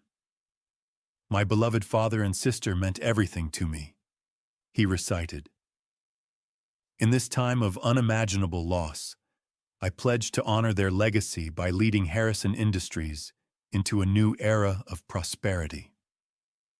He went to bed that night believing he'd won, believing that in 24 hours he would stand before Boston's elite and claim his throne. He slept soundly, deeply. It was the last peaceful night Kyle Harrison would have for the next 25 years. The following evening at 7 o'clock, Kyle stood on a stage in front of 200 people and began his eulogy for us. At 7:15, I walked through the door. The grand ballroom of the Fairmont Copley Plaza holds 200 people. That night, every seat was filled. They came for a memorial service. They got a murder confession instead. 7 o'clock. The ballroom glittered under crystal chandeliers that had witnessed a century of Boston's most elegant gatherings. Round tables draped in black silk filled the room, each centerpiece a tasteful arrangement of white lilies and roses. At the front, flanking the stage, stood two massive photographs, one of me, one of Catherine. Blown up to 8 feet tall, bordered in gold frames lit like religious icons. Memorial portraits. Kyle had commissioned them himself. 200 guests filled the seats. Harrison Industries board members in the front rows. Business partners. Boston's social elite in their evening finest. Journalists from the Globe, the Herald, and Boston Business Journal notebooks ready. Everyone who mattered in Boston's corporate world had come to witness what they believed would be a changing of the guard. Kyle stood at the podium, resplendent in a black Armani suit, his face a perfect mask of dignified grief. A single red rose sat on the podium beside his notes. Behind him, a slideshow played on a massive screen, family photos, company milestones, images of Helen, Catherine, and me through the years. "My beloved father and sister," Kyle began, his voice catching perfectly, "were taken from us too soon. The sea that claimed them was cruel and unforgiving. But their legacy, the empire they built, the values they embodied, will live on forever through Harrison Industries." In the audience, women dabbed at their eyes with handkerchiefs. Men nodded solemnly. I watched it all on Mark Davidson's phone from the lobby, rage building in my chest like a pressure cooker. "Not yet," Rachel whispered, her hand on my wheelchair. "Wait for the moment." On the screen, Kyle continued. "My father taught me that leadership requires sacrifice, that family comes first, that we build not just for today, but for generations to come." His voice grew stronger, more confident. "As the new CEO of Harrison Industries, I pledge to honor, at exactly 7:15 p.m. I nodded to Mark. He pushed open the ballroom doors. The heavy oak doors swung wide with a resonant boom that echoed across the marble floors. Every head in the room turned. Conversations died mid-sentence. The string quartet's soft melody faltered and stopped. I rolled forward in my wheelchair, Mark Davidson pushing me steadily down the center aisle. My right arm was still in a cast, burns visible on my neck and jaw. But I sat straight, shoulders back, every inch the CEO who'd built an $800 million empire. Beside me walked Catherine. She was pale, thinner than she'd been 2 weeks ago, moving carefully in an elegant black dress that matched the room's somber decor. But she was upright, alive, undeniably, unmistakably alive. Behind us, Rachel Morgan, leather briefcase in hand, her expression carved from ice. Luis Morales still bandaged his eyes, fixed on Kyle with barely contained fury.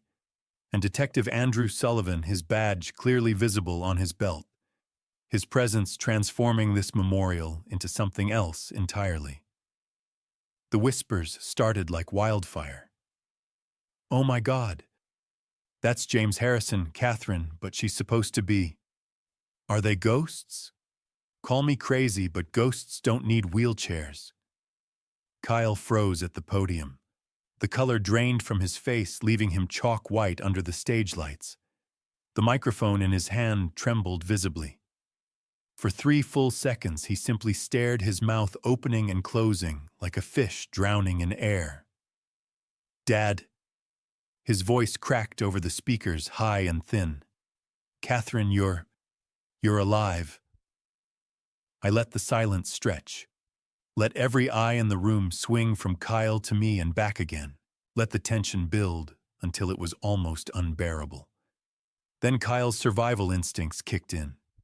His expression shifted, confusion melting into desperate joy. He dropped the microphone with a feedback screech and stumbled down from the stage. "Oh, thank God." His voice rang out across the ballroom, arms spread wide. "This is a miracle. Everyone there alive. My father and sister are alive." He started clapping, great theatrical claps that echoed in the stunned silence. A few uncertain guests joined in. Polite, confused applause rippled through the crowd. Kyle's feet carried him halfway down the aisle before I raised my good hand. "Stop." One word. Quiet. But it carried the weight of 30 years of command of board meetings and hostile takeovers and million-dollar decisions. Kyle froze mid-step. The applause died instantly. "This isn't a miracle, Kyle," I said, my voice carrying clearly in the acoustically perfect ballroom. I didn't need a microphone. "And this isn't a memorial service." I let my eyes sweep the room, meeting the gazes of board members, journalists, business partners. "This is a reckoning." The crowd erupted in confused murmurs. Susan Martinez leaned forward in her seat, her hand covering her mouth. Robert Williams reached for his phone. Brian Mitchell, the Globe reporter, already had his recording app running. Kyle's mask slipped for just a moment, a flash of panic, of rage, before he plastered on another expression, wounded innocence. "Dad, I don't understand." "What are you talking about?" His voice was perfect, confused, hurt, slightly frightened. "You were in a boating accident. We were told you might not survive. I thought we all thought." "You thought we were dead," Catherine said. Her voice was softer than mine, but no less devastating. She stepped forward out from behind my wheelchair, standing on her own. The stage lights caught the scars on her hands, the still healing burns on her wrists. "You thought you'd killed us, Kyle." Her voice shook, but she pushed through. "Your own father. Your own sister." The room went deathly silent. Even the air seemed to hold its breath. Kyle's laugh came out strangled too high. "That's insane, Catherine. You're confused. You nearly drowned.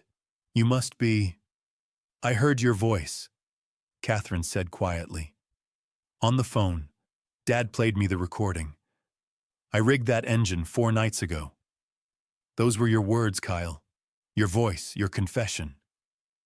Gasps rippled through the crowd. Chairs scraped as people half rose from their seats. Stephanie Sutton in the front row had gone white as paper. "This is crazy." Kyle's voice rose, losing its careful control. "You're making this up. You have no proof, no evidence. This is grief, talking, medical trauma. You're confused." His eyes darted around the room, seeking allies, finding only shocked faces and reaching phones. "Someone call a doctor. My father and sister need medical attention. They're clearly not well. They're delusional." I watched him spiral, watched the mask crack and splinter. Then I looked at Detective Sullivan and nodded. Sullivan stepped forward, his badge held high. "Kyle Harrison," he said clearly, his voice carrying to every corner of the ballroom. "You need to listen very carefully to what I'm about to say." Kyle's face transformed. Shock melted into panic, panic into fury. His hands clenched into fists at his sides. His perfectly rehearsed composure shattered like glass. And then he said the words that sealed his fate. "This is insane. You people have no proof, no evidence. You can't possibly—" He stopped, realized what he'd just admitted, that he understood exactly what we were accusing him of. In the silence that followed, I heard the click of Brian Mitchell's camera, saw the red lights of a dozen phones recording, watched Kyle Harrison realize too late that he'd just confessed in front of 200 witnesses. "Actually," I said quietly, "we have all the proof we need." Kyle's voice echoed through the ballroom speakers moments later. "She's not my sister. She's an obstacle." 200 people watched his world collapse. "This is insane." Kyle's voice rose, desperate and wild. "I was homesick. The staff will confirm it. This was an accident, a tragic accident." Rachel Morgan stepped forward, her heels clicking against the marble floor with deadly precision. "Mr. Harrison, the explosion was not an accident. Detective Sullivan's forensic analysis confirms deliberate sabotage." Detective Sullivan moved to stand beside her, his badge held high. "The fuel line was cut with a clean edge. We found residue of C4, a commercial explosive. Someone with access to that yacht planted a bomb designed to kill everyone on board." "That's impossible." Kyle's eyes darted around the room, seeking support, finding only horrified stares. "Anyone could have. It could have been." "Would you like to hear what you said to me, Kyle?" My voice cut through his panic like a blade. I pulled out my phone, holding it up so the entire room could see. "While I was drowning, while your sister was unconscious in the water, while Captain Frank Rodriguez burned to death in the engine room." Kyle's face went chalk white. "Dad, whatever you think you heard." "I'm going to play this recording for everyone here," I said quietly, "including the media." Brian Mitchell from the Boston Globe stepped closer, his phone recording his face, a mask of professional hunger. Behind him, cameras from 2 television stations had appeared at the ballroom doors, drawn by the commotion. This was no longer just a family matter. This was news. Kyle looked at the cameras, at the reporters, at the 200 witnesses surrounding him. His mouth opened and closed. No sound came out. "Mark," I said, "would you mind connecting my phone to the ballroom speakers?" Mark Davidson moved swiftly, pulling a cable from his pocket and connecting my phone to the sound system. The ballroom speakers crackled to life. I pressed play. The static hiss of ocean wind filled the massive room. Then my own voice, weak and desperate. "Kyle, thank God the yacht exploded. Your sister is unconscious. Frank is dead. We need help." A pause. Then Kyle's voice, cold and flat in a way I'd never heard before. "Is she breathing?" "Barely." "Kyle, call the Coast Guard." "You know, Dad, maybe this is for the best." The ballroom erupted in gasps. Someone screamed. I kept my eyes on Kyle, watching the color drain from his face as his own words condemned him. "Kyle, what are you saying?" "Your old dad. Catherine's 26. You were both in my way." His recorded voice was calm, matter-of-fact, devoid of any humanity. "I rigged that engine myself, 4 nights ago while everyone was asleep. It wasn't hard. I've been planning this for months." "Oh my God." Catherine's voice on the recording, weak and distant. "She's not my sister. She's an obstacle. You both are." A pause. "By the time the Coast Guard finds you, if they find you, it'll be too late. The company will need leadership. The board will turn to me. And I'll finally have what I deserve." The recording went silent except for the sound of waves and my own ragged breathing. 2 minutes and 17 seconds that destroyed a man's life. When it ended, the silence in the ballroom was absolute. Then chaos erupted. People shouted, chairs scraped. Someone was crying loud, wrenching sobs that echoed off the crystal chandeliers. Stephanie Sutton stood abruptly, her face streaked with tears and mascara. She tore the engagement ring from her finger and threw it onto the table with enough force to crack the china plate beneath it.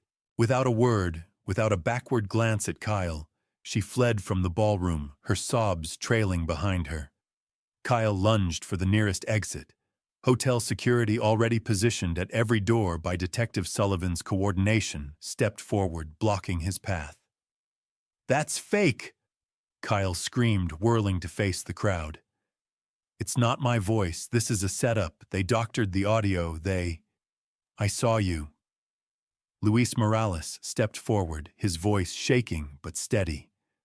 "4 nights before the trip, you were on the Helen at 11:30 at night. You had a toolbox and a backpack. You were in the engine compartment for over an hour." Kyle's face twisted with rage. "You're lying. You're a goddamn liar. I'll sue you for slander. I'll destroy you." "We have security footage from the marina," Detective Sullivan said calmly. "Time-stamped.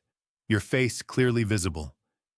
We have the forensic evidence from the wreckage, and we have your recorded confession, played in front of 200 witnesses and multiple media outlets." He paused. "You're done, Kyle." Rachel opened her briefcase with deliberate slowness. "There's one more thing, Kyle." She pulled out a thick folder bound with a blue ribbon. The Harrison family trust documents. "You were never going to inherit Harrison Industries," Rachel said, her voice carrying clearly across the stunned room. "Your mother knew what you were. She saw the signs 5 years ago. She put everything, 100% of the company shares, into an irrevocable trust." She held up a specific page highlighted in yellow. "In the event that Kyle Harrison attempts to harm James or Catherine Harrison, all assets transfer immediately to Catherine. Kyle receives $10 million. That's all. Not the company. Not the board seat. Not the legacy." Kyle's face went from white to red. His breathing came in short, sharp gasps. "You killed Frank Rodriguez for nothing," Rachel continued. "You tried to murder your own family for a fortune you could never claim." "No." Kyle's scream was primal, inhuman. He lunged toward Catherine, hands reaching for her throat. "I deserved it. You never deserved it. I worked my whole life. You were just Daddy's little princess." Mark and Sullivan caught him before he reached her, wrestling him backward. But the damage was done. His rage, his true nature, had been exposed in front of 200 witnesses, cameras rolling, phones recording. Detective Sullivan pulled out his handcuffs. "Kyle Harrison, you are under arrest for the murder of Captain Frank Rodriguez and the attempted murders of James Harrison, Catherine Harrison, and Luis Morales." The cuffs clicked closed around Kyle's wrists with a sound like a cell door slamming shut. "You have the right to remain silent. Anything you say can and will be used against you in a court of law."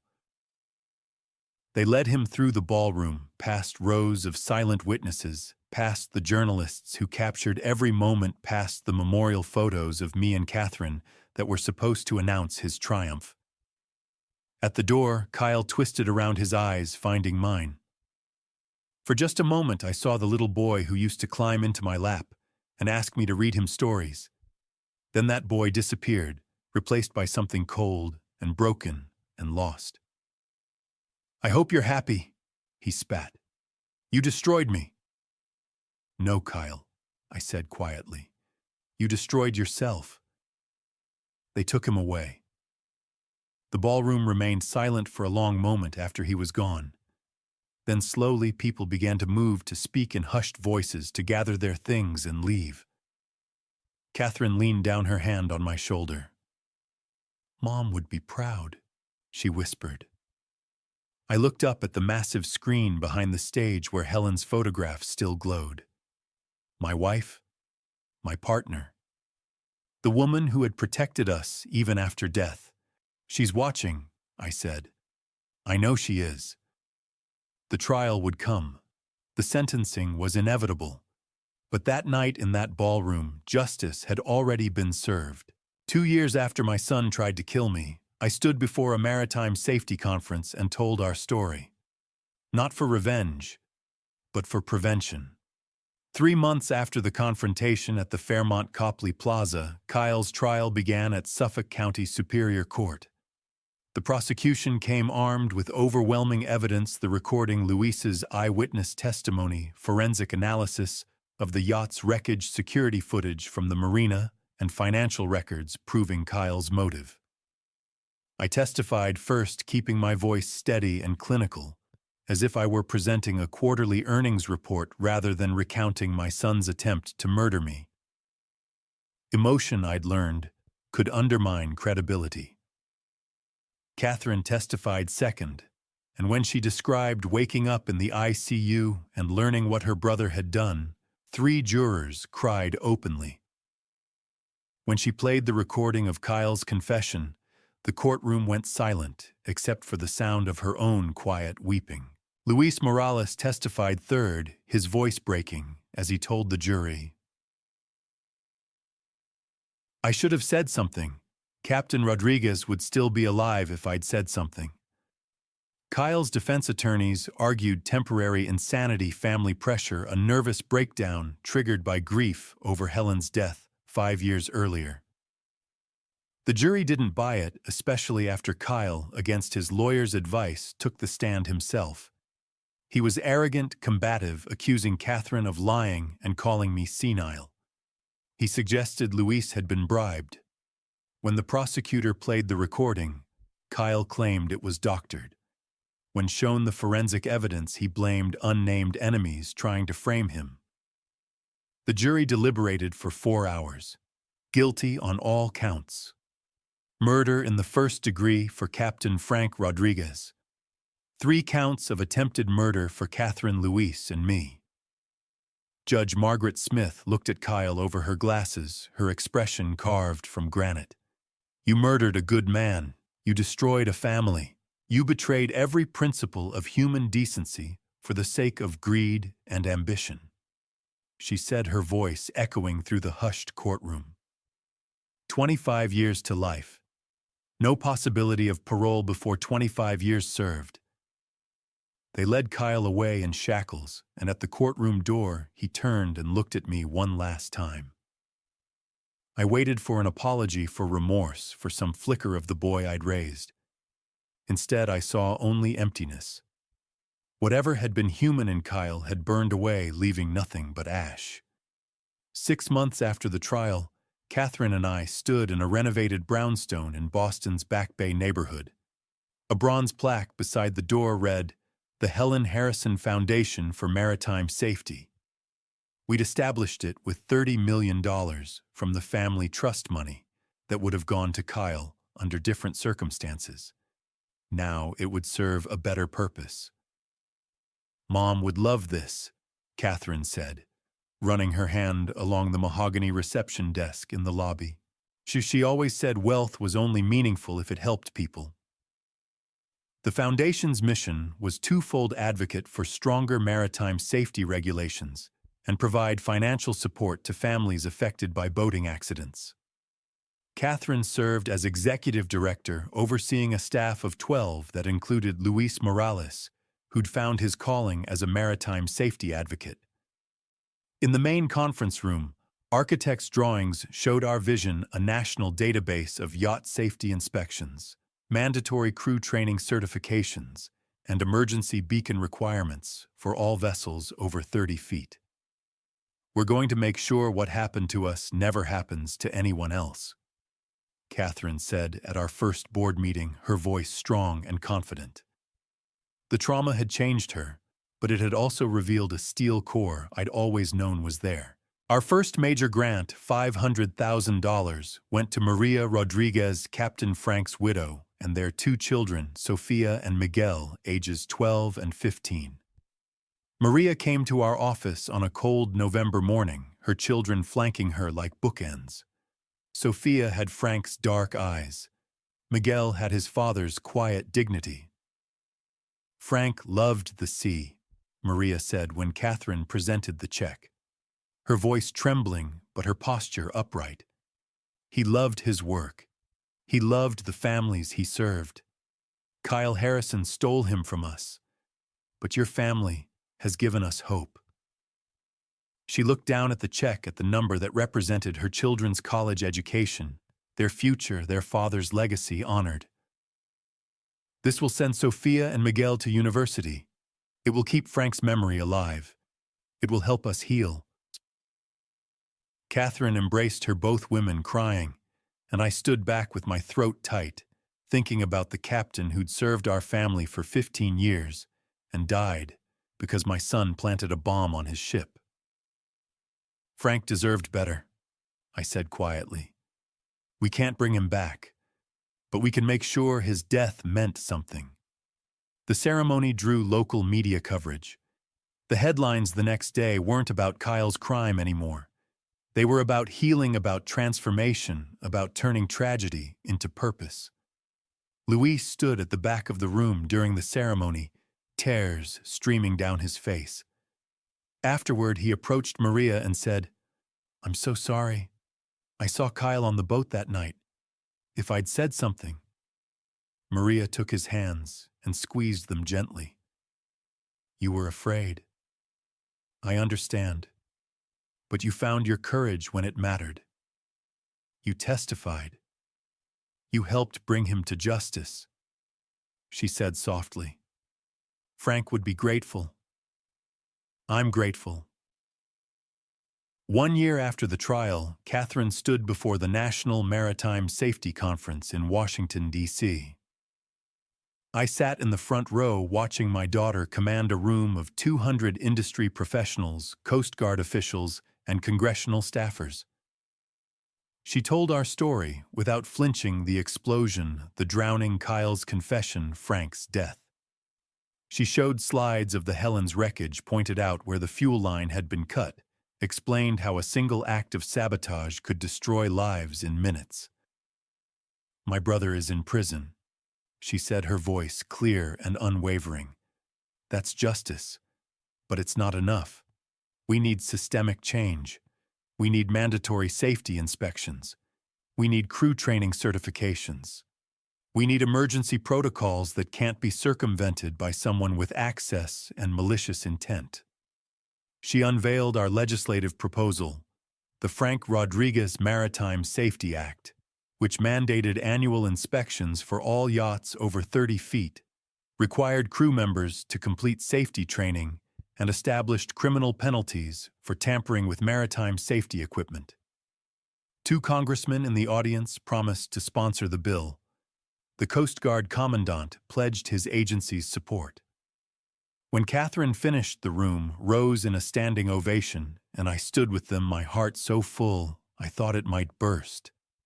This was Helen's daughter. This was the woman my wife had protected with her final acts of love. This was our legacy. 2 years after the confrontation, I visited Helen's grave alone on a clear October morning. The kind of day she'd loved: crisp air, golden leaves, the scent of autumn in the wind. Her headstone was simple: Helen Marie Harrison. Beloved wife, mother, visionary. 1965 to 2019. I placed white roses at the base, her favorite, then knelt with my hand on the cold granite. "You saved us, Helen," I said quietly. "Even after you were gone, you protected Catherine. The trust, the plan B, the letter, you saw what Kyle was becoming before any of us did." The wind rustled the leaves overhead, and for a moment I could almost hear her voice, warm and certain. "I told you to be strong, James. I told you to protect our daughter. The foundation is helping families like Frank's," I continued. "Catherine is thriving. She found her purpose. And your love won, Helen. It beat the hate. It beat the greed. You won. Footsteps approached behind me. I turned to see Catherine walking up the path, her own bouquet of roses in hand. She knelt beside me, placing her flowers next to mine. "Mom would be so proud, Dad," she said softly. "She'd be proud of you," I corrected, my voice thick with emotion. "You took everything she taught you and built something beautiful from it." Catherine leaned her head on my shoulder, and together we looked out over Boston Harbor, where boats moved peacefully across blue water, where the sea that had nearly killed us now seemed gentle and forgiving. If you're hearing this story, maybe you recognize something in it. Maybe you have a Kyle in your life, someone whose ambition has turned toxic, whose hunger for power has consumed their humanity.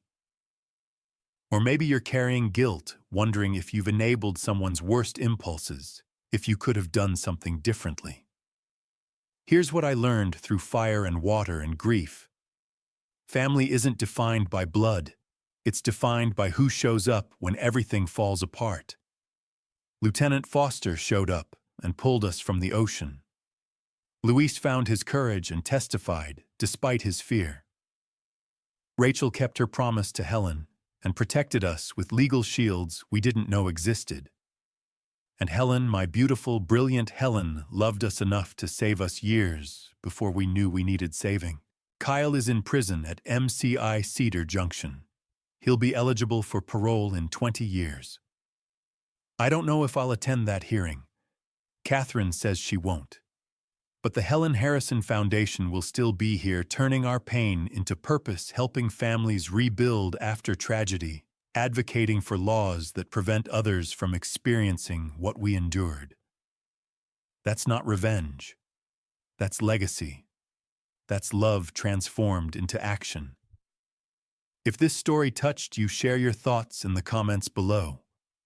And if you've ever had to set boundaries with toxic family members, if you've ever had to choose your own safety over someone else's expectations, know that you're not alone.